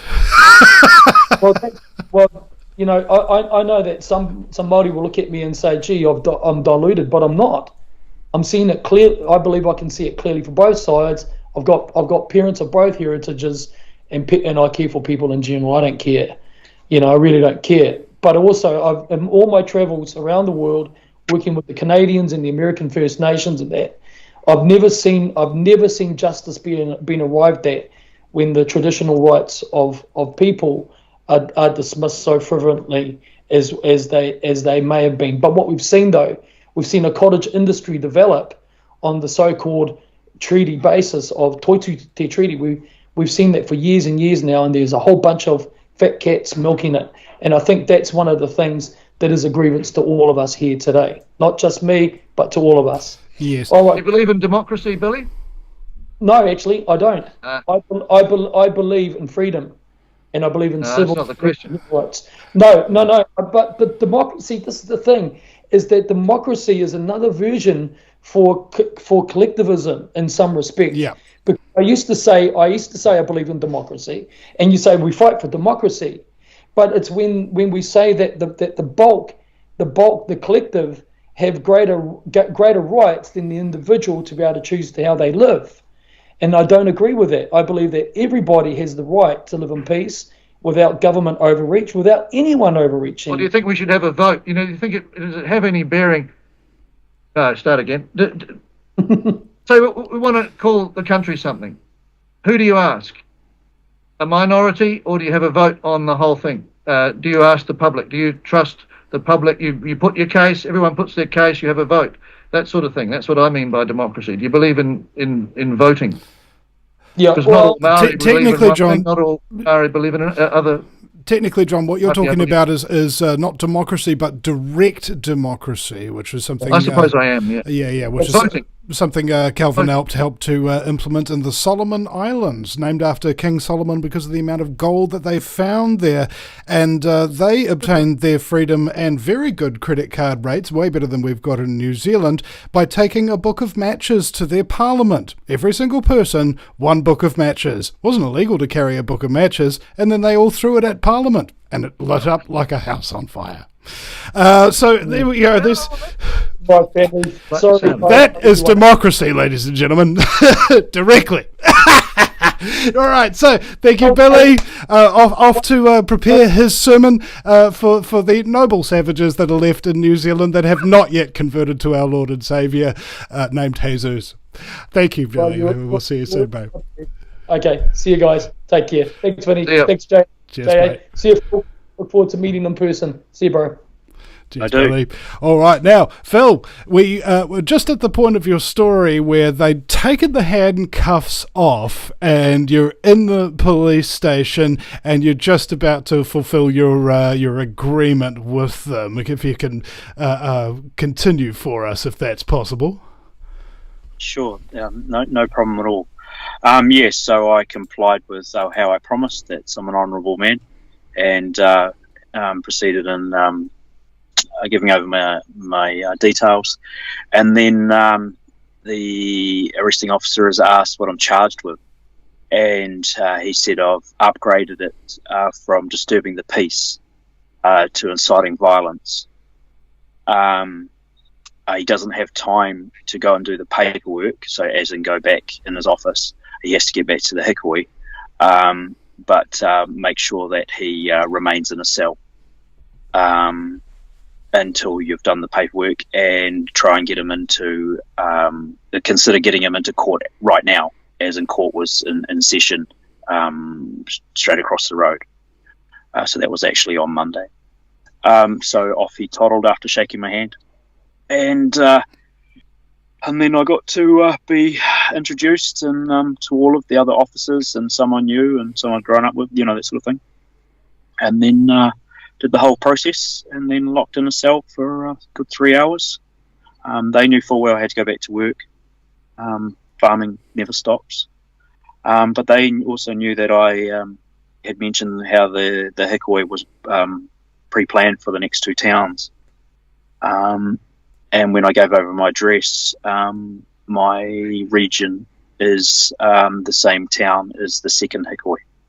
So on my conditions, when they did release me after lunch, was the fact I wasn't even allowed to return to my own house until the Hikoi had finished 4 hours later. And I don't recommend anyone be incarcerated in a cell. It's not an entirely pleasant experience. And now I'm on the database, my details, and then the last kicker of the whole thing was as they're coming to say that you're about to leave, they say to your face, we must take DNA off you because you have met the threshold of, a violent offender. And I said, well, that's going to be a problem. You're not going to get any. And a little bit backwards and forwards, and then it was discussed. It was only a particular easily obtained sample. So ran through the possibilities of having to stay in there somewhat longer or give it over. So I feel that I've absolutely been violated on every single level. I'm not impressed. I'm not impressed at all. This is New Zealand now. It's a scary place where horrific things happen, and largely people don't hear about it because of the lazy, incompetent, vacuous media that we have, whose job it is to inform people about what's going on. But they don't. They just don't. They don't care in the least what's actually going on. What they care about is what side of my toast is buttered. Oh yes, we will cover those stories. Thank you very much, because they're nice and safe and they're approved and things of that nature, because we don't practice journalism, we practice propaganda, which still begins with a P, so it's fine. All right? It's just, I have such a disrespect for this practice of journalism, because I think I was on a debate one time, or not a debate, just a radio show, and these guys were, you know how conspiracy theorists are, sometimes they're really onto it and sometimes they just sort of go with the first thing that they ever hear. And I said, so look guys, this is the process of journalism. You ask the questions: who, what, when, where, how, and why. That defines what you're speaking of as being true, factually based, because you understand the elements. Just like if you can see a box, it's got up, down, left, right, depth, and the front of it, right? This is how you determine facts. Then you make sure that those facts are corroborated by 3 other sources that don't have any relation to each other. Only then can you be very sure that A, what you're reporting is true, and B, because it's true, you can now report it to the general public, so you are not sending disinformation, misinformation, and what Jan Irvin from Gnostic Media calls mental viruses downstream. And this is what's happening in the state of consciousness. This is the state of the trivium, try for 3, kind of thing. You've got to figure out what is a fact. And the vast majority of human beings, not just the people of New Zealand, but the vast majority of human beings have not been trained in these very simple techniques, which of course do take time and expertise to apply, and that the field of journalism, as of, I believe, 2019, became illegal in New Zealand, ostensibly, or at least for investigating the biggest terrorism attack in New Zealand history. Oh, we need to look at the evidence so we can report it to New Zealand. No, you can't. That's jail for 10 years. Okay, we live in democracy, don't we? Yes, you do. What does democracy mean? It means mob rule in Latin. Okay, that sounds great. Lots of people get hung by mobs, don't they? Yeah. Lots of people get eviscerated by mobs. Yeah. Lots of people get their stuff stolen and broken and destroyed by mobs. Yeah. Okay, I don't want to be ruled by a mob. I'm an anarchist, all right? Somebody who's against having a master, who's also against having slaves, right? Whereas government, in and of itself, as an institution, comes from the Latin governe, which means to control, and mente, meaning the mind. So there's a lot of people out there who support, we need mind control, we need it, how will the roads get built and things of that nature. I don't know. How did roads get built back in the day with the Romans controlling everything with a mind-controlled group of soldiers and things of that nature? Why can't people cooperate? That's what we're talking about here, ostensibly, in terms of this issue and in terms of basically everything else. It's those with authority. Authority doesn't exist, in my opinion. Not really. You can be an authority on a particular subject, but that doesn't mean you know everything about that subject. And having people follow your authority as if they are your subjects is something I disagree with on a very fundamental level. It doesn't matter whether or not they are facilitating protests or assaulting the people who are standing up for what they believe. It all comes from authority, and that's just a thing that I don't like. I far prefer cooperation, like this little show that we've got going on here. Was anybody forced into it? No, they weren't. Had anybody been bossed around during it? Yes, you were, by me. But the point I'm getting here is, Phil, sometimes people don't know what you've gone through. Okay, and that makes it very, very hard for people to listen all the way through to all these horrific details, and especially when people are listening to it, it becomes traumatic just knowing, because previously they didn't know exactly what you got through, but after coming through this throw, they know exactly what you went through. That's what chilling thing, Vinny, is the ability of the police to be warm and friendly one minute, and cold and brutal and callous and semi-murderous the next. No problem at all. That's the thing that I've noticed about this gang called the New Zealand Police. I've got total contempt for them now. Saw them at Parliament. And what Phil has described today, notice how quiet we were as he spoke, taking in every detail and imagining that happening to us. And I saw a bit of it, but nowhere near all of it. And that is horrendous to do that to a man. People who you might be in your rugby club, or, totally immoral creeps. Butter wouldn't melt some of the time. Then they're cutting off a man's blood supply the next minute. The New Zealand police, I used to put them on a pedestal along with doctors. Both of them are down in the gutter now. And that, I think, applies to a lot of people. And the more you hear the testimony of Phil, you realise what problems we got. We think the Maori gangsters are a challenge, are self-entitled, are misinformed, are all those things. But, man, there's nothing, they haven't got a patch on the Blue Power gang, from what we've just heard. Mm-hmm. Can they be reformed, the Blue Power gang? Can they look at something like this? Do they have a shred of conscience? That's the question. Because the whole future of our country depends on the Blue Power gang standing with the people, and right now.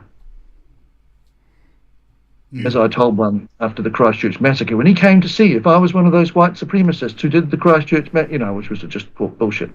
I said, you're taking part in the communist takeover. This is 2017. You guys were involved in the massacre. He didn't deny it. I said, so the question is not my guilt. I'll be as innocent as I am now, whether you kill me or whatever you do. But the question is your guilt and what is to be done with you when everybody finds out what you are participating in, Mr. Constable, which I wrote a song about. John, so I said the same thing after they came back, and whenever it was, after I'd had a few words to my local MP about which method of execution he preferred for the vaxecutions. And I said the same thing. I said, I'll be as innocent as I am now. Now there is the communist takeover, the tribalist takeover that I warned you about 2017. Now it's in full flight. So once again, you look to where you want history to remember you, what you want your kids, your grandkids, to remember you as. Will it be one of Jacinda's jackboots? JAC boots. Where do you think you're going when you die? I think you're going straight to hell, for what you're doing to now people like Phil. Would that make any difference to them? I don't know. Well, I had this discussion with you, John. What was it? That there's three elements that New Zealanders and basically everybody in the world, because we were all just copy-paste of something else. It's like either the language changes or the accent changes or something, but the culture's basically the same. We believe in government, we believe in authority to govern our lives because we can't take care of ourselves. That's not true. Okay, it's a cult, basically, and the same is true of the cult of police, right? You call them Mr. Constable. My mate Nick calls them the Blue Meanies. But what Mark Passio calls them is order followers, right? Look at every single atrocity that's ever happened throughout the entirety of history on a grand scale. Who committed all those atrocities? It wasn't no Hitler. It wasn't no Stalin. It was the people following their orders. They were going against their own conscience. Why does somebody follow orders and go against their own conscience? It's because all order followers are cowards. Yeah. Insecure. Okay? Yeah. Insecure. All order followers are cowards. And not only that, they're all bad people. Okay? If you are a coward and you hurt people and you damage people's lives on a daily basis, it doesn't matter how nice you are at 45 minutes of the day when you're helping an old lady across the street or helping some guy with a broken down car to get the car jack up or something like that. The rest of the day, you're a bad person. And if you're a bad person the majority of the time, in fact, if you're a bad person the minority of the time, you're still a bad person. Okay? All police are cowards. All police are bad people because they are order followers. I've interviewed a number of police on this show, and they've told me things like, yep, the New Zealand police are a cult. Yep, they're a gang. Yep, they recruit all the young kids that don't know anything and don't have any life experience and then fill their heads full of lies and then traumatize them and isolate them and then send them to the worst areas like Rotorua where there's awful amounts of family spousal abuse and things like that, so they see the worst part of humanity. They virtually all have to drink in order to be able to sleep, because when they are so drunk that they black out, they don't dream and have nightmares about the horrible things that they've done to people. Okay? This is what we're dealing with. An army of practically, in terms of the conscience, in terms of the heart, the masses of undead beings. This is why reasoning with them doesn't appear to work, because their cult indoctrination techniques are far too ingrained for logic to seep through. These people are operating under a form of mind control, cult indoctrination that is very well harnessed. Now, occasionally you might have outliers. You might have what they call good cops. How do you know someone's a good cop? Because they quit working for the police. John, go ahead. They hung up their handcuffs at Parliament after being yelled at for enough. 26 of them, I think, resigned. But that just leaves all the thugs left, doesn't it? Mm-hmm.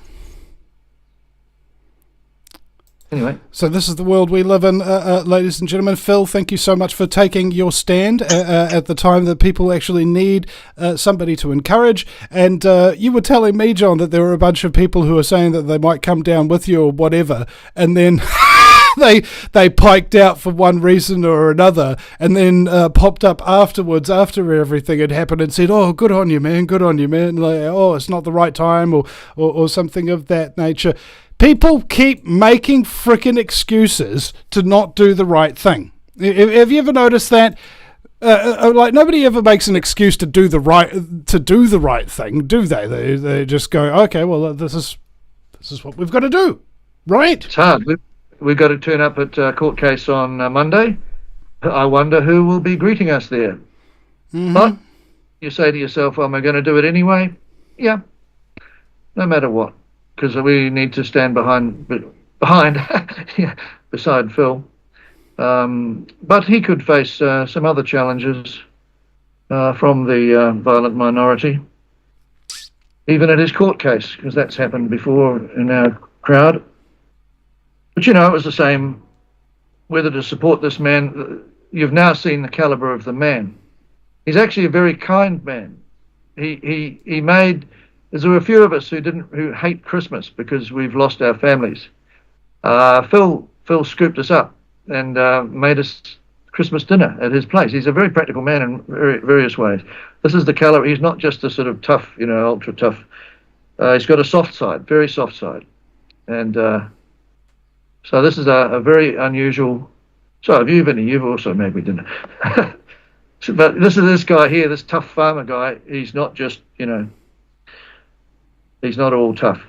And this is the sort of man we need in the world. fully fledged. May I respond to that, Vincent? Vinny, sorry. Vinny? No, you can't. Of course you can. It's your show, my friend. Your show. Look, let's make sure the air is very, very clear here, because without Billy T in the shot there, this is looking very pale on the screen. Billy's half white. It doesn't matter. And besides, ladies and gentlemen, if I was racist, I would never work with the rangy brown bastard. Now, continue. Correct. So well done. You've done my intro for me. So I assume it would be a pretty easy generalization to put out there that I fit the R pigeonhole that you just mentioned. I won't say the word. So it's pretty, it'd be pretty easy to pin that on me, and the surname gives reason to believe that I'm direct descendant of from Germany. It is German. But mate, I have a Maori son. He's 14. I love him to bits. Makes no difference to me. So this is not about me, guys. This is about our country. It's got to be saved because it's effing fallen. And I don't care if there's no one else. I know my man John will be there, but I don't care if there's no one else. I'm not stopping. Yeah, man. David Icke once told me that you have to do the right thing. You have to, before you think about the consequences of doing it. So, I'm preparing for Monday not to come home.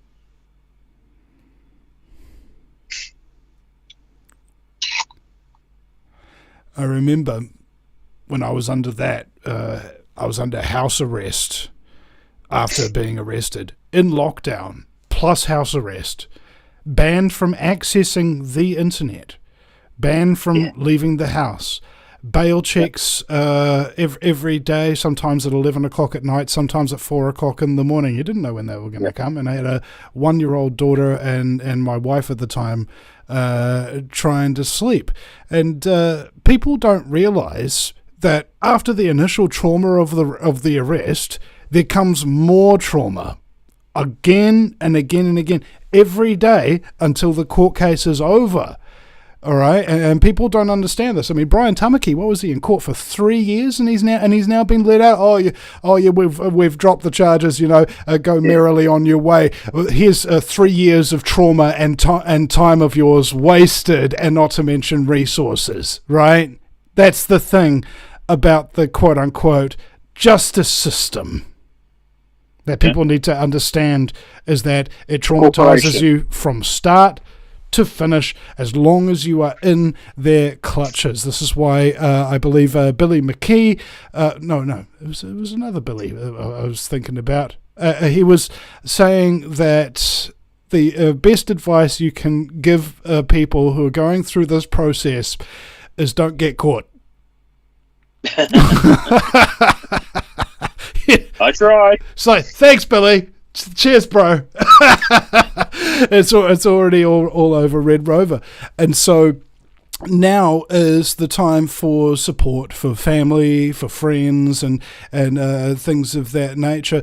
And I found men are very different to women, and there's actually evidence citing this, that when men talk about their problems over and over again, the problems seem in their head to get bigger. But when women talk about their problems over and over again, the problems seem to get smaller for them. Right? Men solve their problems by doing something about it. Women solve their problems by doing something about it. And this is why men and women die for different reasons, generally speaking. Men tend to, more on average than women, die short, violent deaths, whereas women, more often than men, die long, slow deaths. And this is because sometimes men do things without thinking, and women think about things but don't do it. Right? And I think that what we're talking about here in terms of what you're about to go through the court process, the financial means and things of that nature, I would have maybe not survived it. I think my body might have given out or something like that had I not had my listeners, had I not had my family, had I not had people donating money and things of that nature. And at the time that I was going through this for a full 6 weeks, I wasn't even able to ask for any kind of support because they took my phone and I didn't have access to the internet. So I had no contact with anybody of the outside world. So that was absolutely horrible. But as soon as lines of communication were open again and you start asking for help, because believe me, you need it, and a lot of people are very proud and things of that nature, but two things you need to realize. Number one is you do need it, and number two, the help is there if you ask for it, because people, you'll be surprised, maybe you won't be surprised, how willing they are to help somebody who does something that if they'd done it themselves, they would have been proud of. You give people courage. That's what the word encourage means. Encouragement, to give people courage. And the final point on that and why this is so important is I believe there was a study conducted at Harvard University where they had somebody on the other side of some smoking glass who you couldn't see who was answering these questionnaires. And as a response for getting the question wrong, he would get electroshocked, up to the point of actually killing him. They had an actor doing it, of course, and he'd react and say, "Oh, let me out, I don't want to do this anymore," or pretend to be dead or something like that. And scary thing is, because somebody in a position of authority, Harvard University, in a white lab coat, was telling these people, no, keep shocking him, people would do it. That's the most popular part of the study. The other part of the study, which I believe is even more significant than authority telling you to do something bad and you just doing it, is they showed the 10% of people who had refused that authority, and they showed them to the next people coming into the study. They showed somebody successfully standing up against tyranny. And you know what happened? Close to 100% of the next people who came in, having seen somebody stand up to authority successfully, had the courage to do it themselves. Wow. You I didn't never know that. You never know. I knew that Milgram experiment, but I didn't know that second part took place. It's called the Milgram experiment, I think. Mm-hmm. Stanley Milgram, and he also did the Stanford prison experiments as well. And one of the women on his team started looking at all of these kids abusing the authority that was given to them in their mock roles and starting to treat the other students like prisoners. And she said, "Stanley, you've got to stop this." And the interviewer asked Stanley, so what did you do? And he goes, "I stopped the experiment and I married her." You know, all you have to do is traumatize a bunch of kids in order to find the woman you love, you know. And so that woman could be out there waiting for you, ladies and gentlemen. Go out and do something heroic. do something historic, and the vagina will flow. No, I'm kidding. Actually, there is nothing that will dry up a vagina faster than conspiracy talk radio. I'm telling you. All right, guys, you are not getting lucky on this broadcast tonight. I'm sorry, you made the wrong choice. There is chick flicks on Netflix. You shouldn't be doing that, and now you are just going to be dry as a bone. Now, anyway, I am. Have I taken Stop this man? Stop him! Yes, Stop him! Yes, I'm going to stop now. I felt I just went a little too far. However, thank you guys for joining me today. We still have time on the clock, so if there are any other things that you think absolutely desperately perhaps need mentioning, John, may we enlighten Vinny on the untoward incidents of the last 24 hours? Well, they happened to you, didn't they? I think. Yep. So I'll let you describe them, but it'll probably give the lead into the actual interview you had. Oh well, yeah. I was approached by a Maori man who was a former gang member, a former drug addict, to let's have a sort of a peaceful powwow on an access radio station called Arrow FM. I was touched by the fact that he reached out to me on Messenger. He, took exception to what I was doing in defense of Phil, because I was making more noise than Phil was in some ways, singing Mr. Constabully in the ear of the Constabully and that sort of thing. I was quite vocal. So I'm a baddie in Maoridom. I've been going for 20 years, telling what I call the truth, which is the terrible thing in this nation of liars. Did the Iwi Kiwi billboard and, that sort of thing. And he professed to just want to know who I was and get to know my motivations. It's a bit like, interviewing Hannibal Lecter or someone like that. It's equivalent to them, I think. We seemed to get on quite well. I went on this show of his. He outnumbered me, as Maori always do, when they promise that I'll get a fair go, and the next thing you know, it's 2-1 or 3-1 or 4-1 or 5-1. Can't seem to argue one-on-one because they know they can't hold up their facts. And but I even got to the point of recounting my relationship with a Maori guy at school. I got quite emotional because he's since died, and he was the most popular guy in a school that was nearly all white. But this guy, more or less shat on me afterwards on his own page. Didn't take any of my goodwill as genuine. And now he has the nerve to want to... they were interrupting me all the time. Wants to have a second go. And then I learnt that...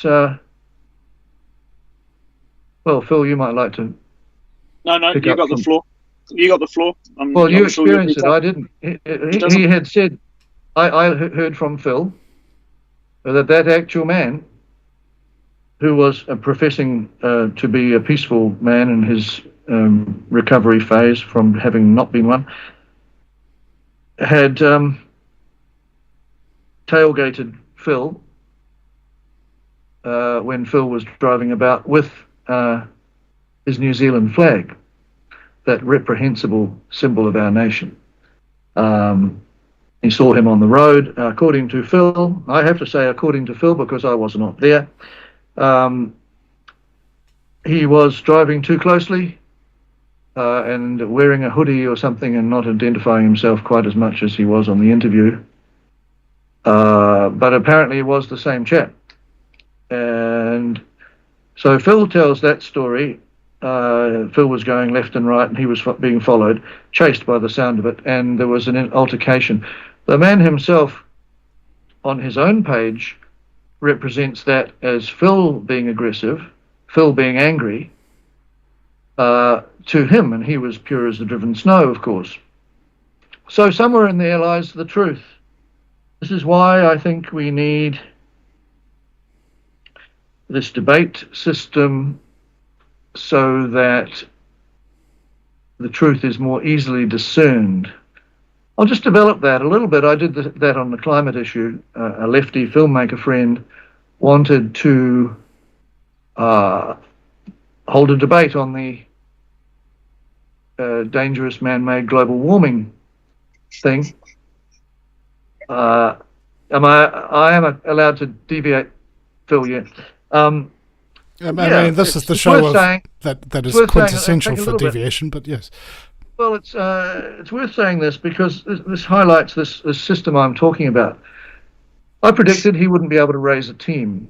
We were going to get a world-class team of climate, global warming believers. John, if you'll excuse me, I have heard this, so you keep talking to the audience. I'm going to quickly take a WikiLeaks. I'm busted, so I'll be right back. Yeah, and So off we went to get our world-class teams. I immediately contacted a New Zealander who was prominent in Australia. He then got a climatologist, a meteorologist, a geologist, that was him, an oceanographer, a computer modeler, and an energy expert. The 6 key areas of global warming science, I guess, climate science. So I got that world-class team in a day and a half. My lefty filmmaker, climate Scientologist friend has not got anyone in 9 years to step out of the echo chamber.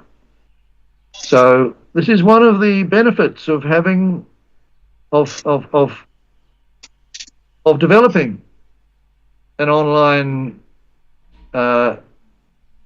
contest of ideas system, contest of evidence system.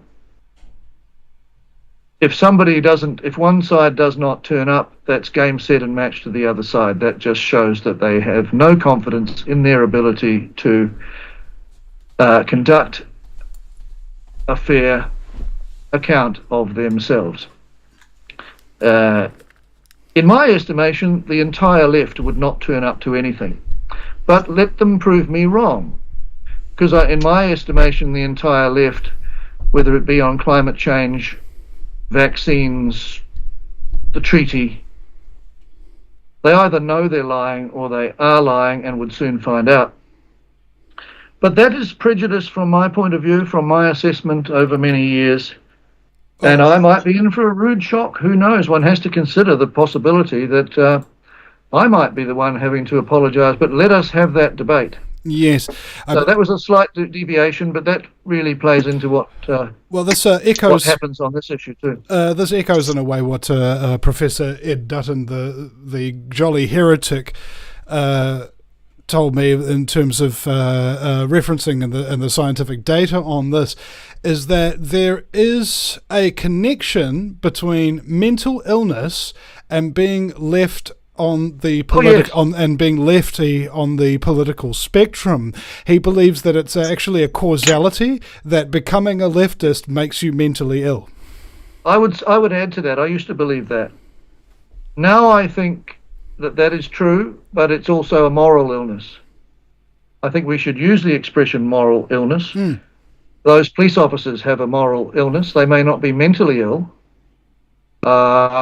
They are certainly morally ill, and that needs to catch on, that attitude. They need to hear that a lot. The people who tell lies for a living, especially when they back it with violence, need to hear that a lot. Hopefully it might actually penetrate what, for argument's sake, we might call a conscience. The thing that frightens me is that maybe they don't have one. In fact, I'm going to ask God if I could please come back without a conscience next time, because wouldn't that be fun? Vinny and John. For 2 or 3 hours afterwards on Monday, I was accepting what they did to me. So I just want to relate to what you were saying about being left and the mental fatality. So I was accepting the fact that even though I was innocent, they were allowed to assault me. So it took me 2 or 3 hours to process that out of my own in the tractor, to realise that no one needs to accept violence, and especially towards innocent parties. Yes, and be outnumbered. This is absolutely correct, and they've known this since ancient times. What is a right, ladies and gentlemen? A right is something that belongs to you. Okay, your freedom, your health, your bodily sovereignty, your property, your sexual choice of partners, these are your rights. And there's only really one violation of things in the universe: taking that which does not belong to you.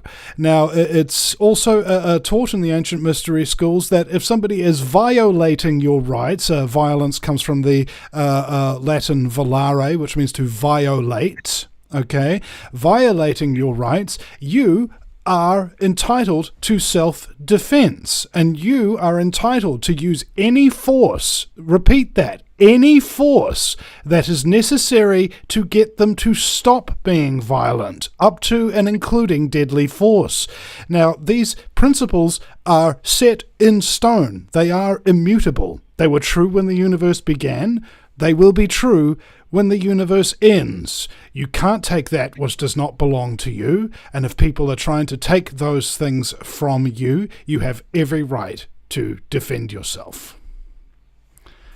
So, John, I believe we've lost Phil for the moment. He'll be back in a moment. But it's been many years since I've known you and known of your works, and you've been beating your head against a brick wall with this issue for some time, much in the same way that I have on my talk radio, and Mark Passio, who taught me that information, has been doing on his talk radio show. I need to get a Mark Passio T-shirt that has a record that's been broken in half, because that's what that's what he sounds like, mate. A broken record.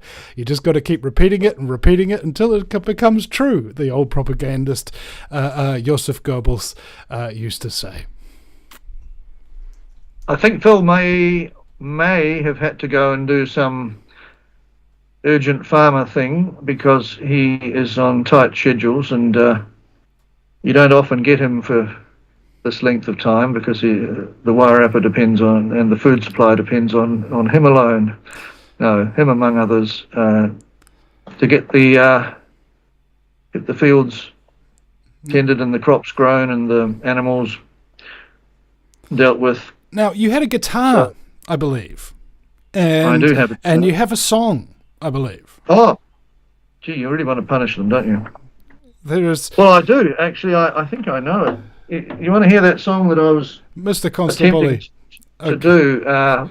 Yeah. Gee, I didn't know you were going to do that. All right, ladies and gentlemen, the serene sounds of John Ansell's rendition of Mr. Constabulary. Is it a rendition if you've written the song yourself? His original song, Mr. Constabulary, and I believe he might need to be tuned up, perhaps, first. You sprung this on me. Yeah, just a minute. I'm rather new. I owe my guitar playing to the wonderful Jacinda Ardern locking me up for how many months it was. I needed something to do, so at a very advanced age of 112, I've taken up this thing. I think I can do reasonable justice. Yeah. This was the way that I processed the violence that I witnessed at Parliament. I can't do this by ear, so I've got a little thing here. Yeah, I think it was the same way that I processed being in the cells for 28 hours, yeah. I think, at my arrest. I kept singing and singing and singing, you know.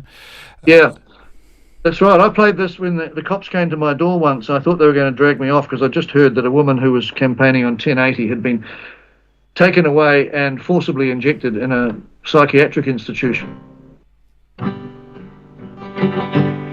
So I played this at them when they're banging on my window. How did they know which bedroom I was in? They're banging on my bed. That was the most chilling thing of all, you know. So here we go. Anyway, you get a bit nervous, so I hope I do this. But anyway, something like this. Can you hear me through this? Through that? Yeah. I've always been a bully from the day I started school. Do harm unto others was my golden rule. To bash defenceless women from it was my favourite stress release. Since I became a sergeant with the great New Zealand police. They sent me down to Parliament to exercise my fists, running interference for a gang of communists. Labour, Greens and National, one act, they're all the same. And when the war is over, you can hang our heads in shame. We'd spent a week in Auckland learning how to beat the shit out of unarmed defenders. It didn't hurt a bit. By Friday night our shirts of blue had turned distinctly brown. As the listing. As we Illuminazis learn to kick you when you're down. I'm Mr. Constable, defender of the dirt. I'm here to see that only the innocent get hurt. I'm Mr. Constable, a national disgrace. I got my new world orders and I left the human race. The wokester said there's plenty of trouble I could make, with eyes to gouge and skulls to crack and bones that I could break, and naked ladies here to pull, I'd bash and push and shove the bodies of survivors calmly chanting peace and love. Like all Jacindanistas, we pretended we were kind, then pepper sprayed those lepers' eyes and rendered them half blind.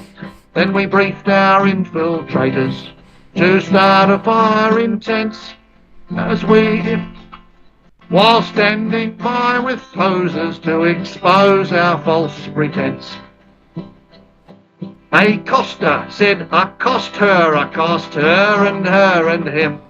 And the cost of our accosting was unconscionably grim, and he cost the reputation of every honest blood.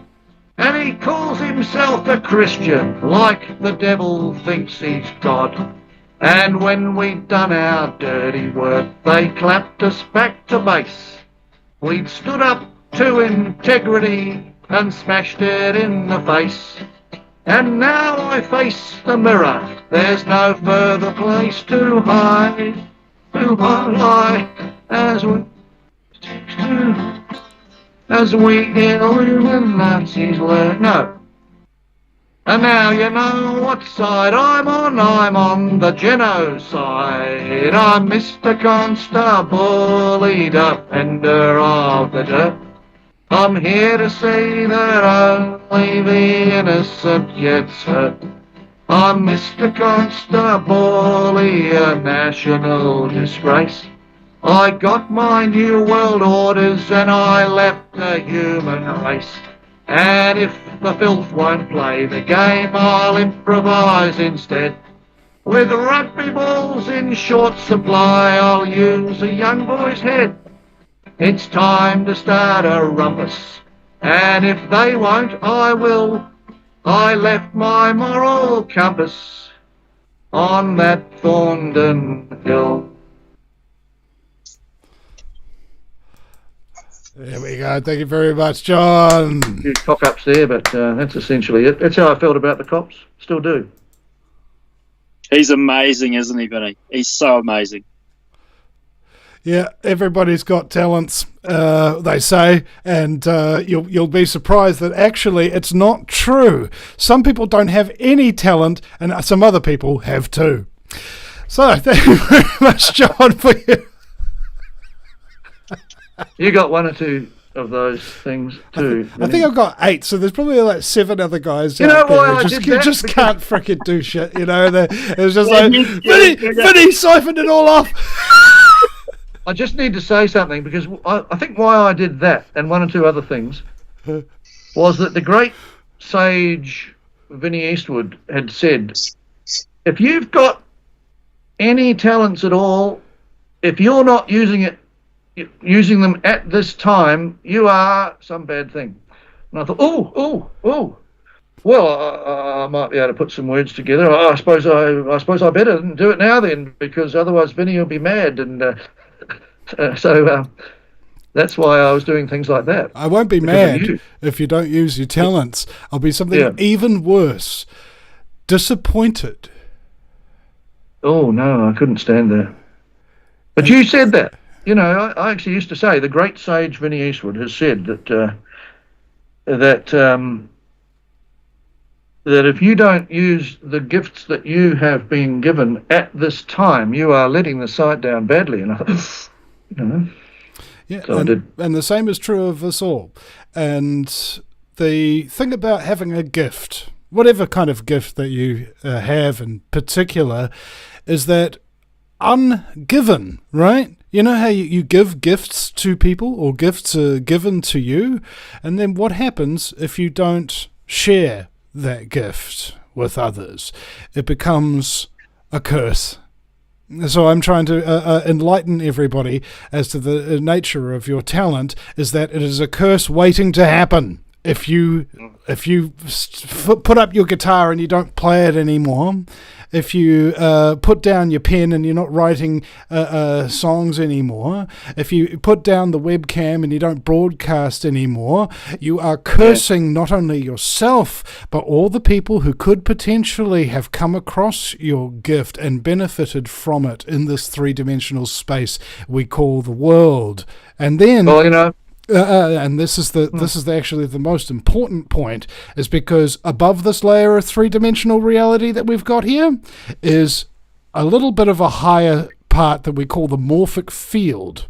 Now, that is where we download information from. Any idea you've ever had, because it doesn't exist currently here in the three-dimensional universe, you can't see it, smell it, taste it, touch it, you can only think about it, it's because it's part of the morphic field, and it affects everybody. We can upload information, we can download information. Do you know who invented the telescope? No, you don't. Nobody does. Because 9 different guys who'd never met, who'd spoke different languages, who's lived on opposite sides of the world, all sat bolt upright on bed on the exact same day in history and invented a telescope prototype. Wow. All right. Inspiration is infectious. Every time that you display a talent, you make the world a better place, and you inspire people to make choices, better choices. That every single thing that we create and put into reality is capable of inspiring somebody else. Every musician has heard music being played. Every filmmaker has watched a movie. Every great orator has seen great speeches. And we rob the world of its potential when we hold back on what we can give it. Oh. Amazing. You're only a child compared with me. You're decades younger, and you've been at this for so long. It's incredible. You know more than all of your elders, because you made a decision early on to listen to people older than yourself, didn't you? Not older than myself, wiser than myself. Wiser. In one particular manner at least. All right, Yeah. John, for example, he's wiser than me in a number of ways. That's why I like him so much, is because he's got so much to give me in terms of his knowledge, which he gives freely. And other people, on the other hand, it's just about surrounding yourself with people that are better than you in some ways, so that you might better yourself. And then in the process of learning your stuff, knowing your stuff, and then doing your stuff, you can then inspire others, and you can teach others, and things of that nature. It all starts with the work. Just a shame you're not on mainstream media, if anyone still listens to it, in which case that's probably not the case. But it's a shame more people are not aware of you. But perhaps increasingly there are more people out here on the alternative networks anyway. Oh, I don't know about that. I haven't had a TV for ages. I don't know what goes on there, but...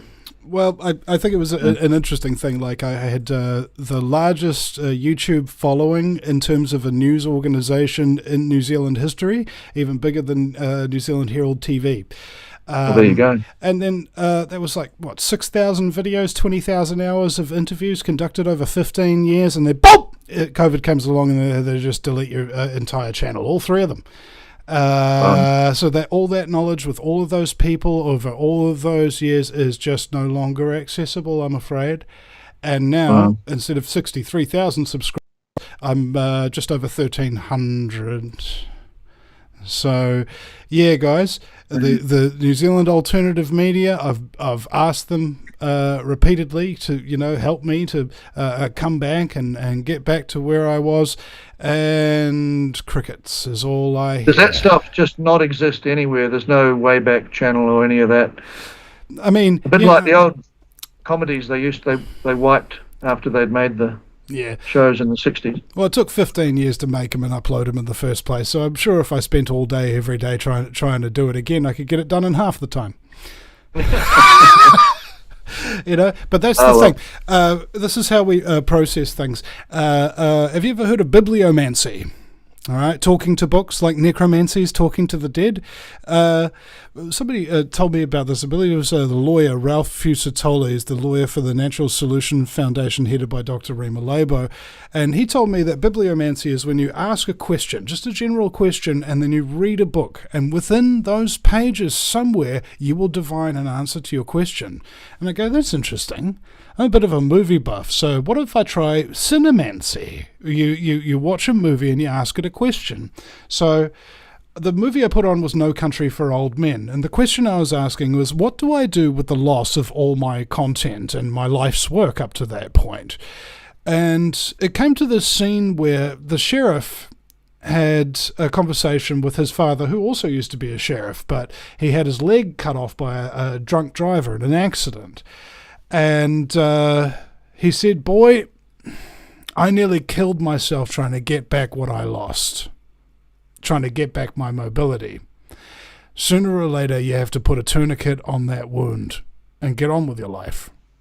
And that was the answer to my question. Yes, it's all gone, but the experience that I've had isn't gone, and I'm still going to continue to get on with my life. Yeah. Well said. Well said. We've got two guys here who've been through a lot more trauma than me. I'm privileged. In recent conversations, I've been the only one. In several recent conversations, I've been the only one that wasn't facing a prison sentence. So you guys are coping as well as you can. But I got your pain there, Phil. Yours is ahead of you. Yours, Vinny, is hopefully behind you. Let's hope. So we've got to get behind Phil. Anyone who sees this, turn up to the Masterton District Court on Monday. We must put in some effort in the weekend to get the Wairarapa team there, and let's get you through that as supportively as we can, because my God, you deserve it. He does indeed. Vinny, the local MP, I've been into his office today, and he was one town south of me, but they said he was booked up solid. I said, I can see him over the weekend. I live and travel not far from him. I'm happy to speak to him direct, and I've put a special request in to Mark Mitchell, the police minister, as well. Yep. So I'm ticking all the boxes. Good on you, mate. Ticking all the boxes. Well, and yeah, that's the problem with going into the legal system, if at all, is it's all going to be incredibly traumatic, and it just goes on and on forever. Who knows? Maybe they might just let you go off the bat. Here's hoping. But that was the other thing I wanted to mention as well, is I've got a drinking game that I invented. It's called My Trauma is Bigger Than Your Trauma. And what you do is you go around the circle, and everybody talks about their traumas. And every time they've talked about a trauma that you have yourself experienced, you have to take a drink. And every time they talk about a trauma that is worse than you've experienced, you have to make an out loud vocal exclamation. Oh, fuck! You know, like. And the whole idea is that everybody will be able to get their stuff out of them. This is the thing that really drives people mad in general. When they're talking about their traumas, there's no laughter, there's no fun. This is how we realign our brains and get those synapses firing in the opposite direction. And it works on a very physiological level. I've explained this to John as a reason why humour is absolutely so important. On that note, I bought a stepladder the other day, and I never knew my real ladder. But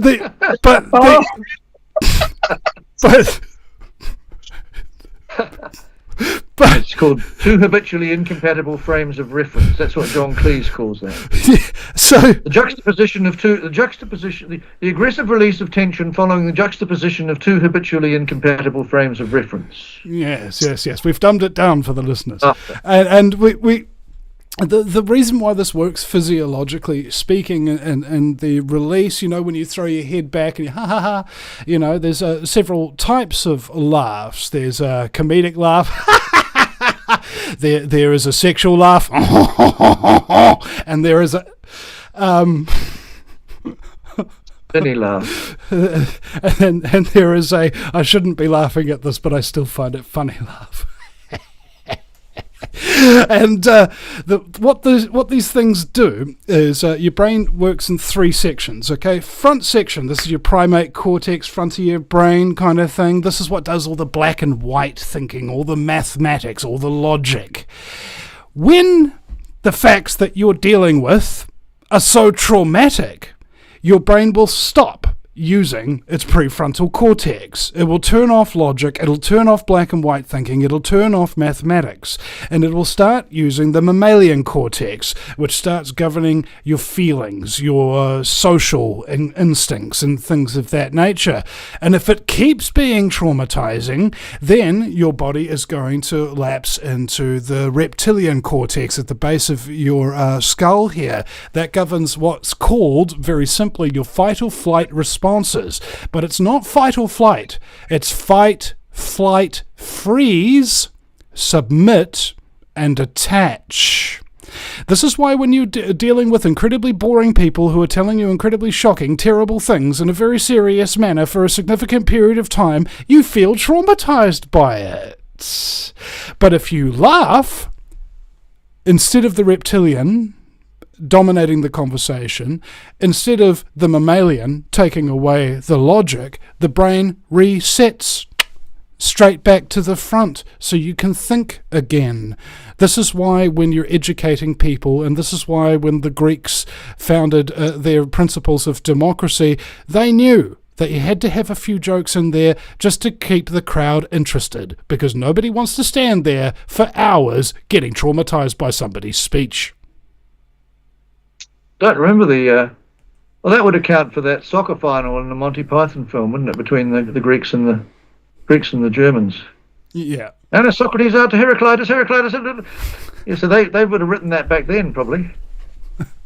Yeah. I mean, maybe they weren't I don't remember aware of it, but I don't remember the golden hour of Greek comedy from my youth, but. Yes. Well, anyway, this call has been going on. It is 6:56 currently, and we were only supposed to be going for an hour until 5:30. But the fact of the matter is, you guys are just so juicy that it was fantastic to have you here for even longer. It's like hiring a prostitute for an hour, and she gives you 2.5. You know, because she likes you so much. That's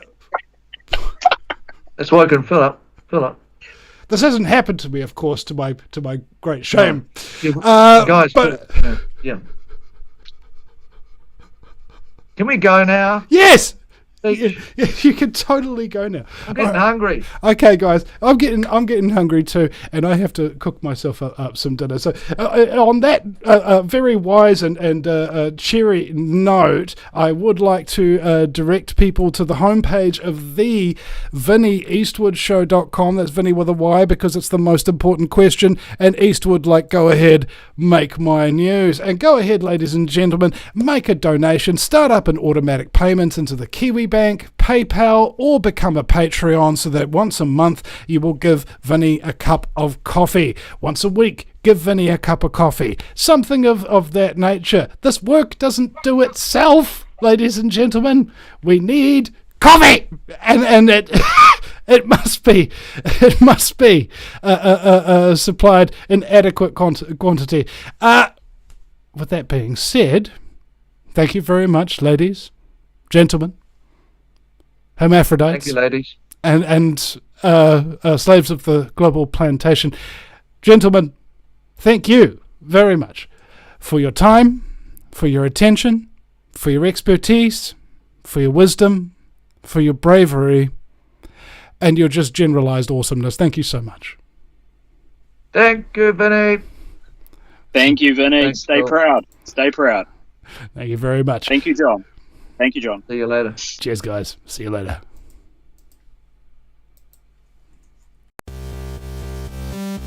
Gentlemen, I brought you here to discuss the Eastwood problem.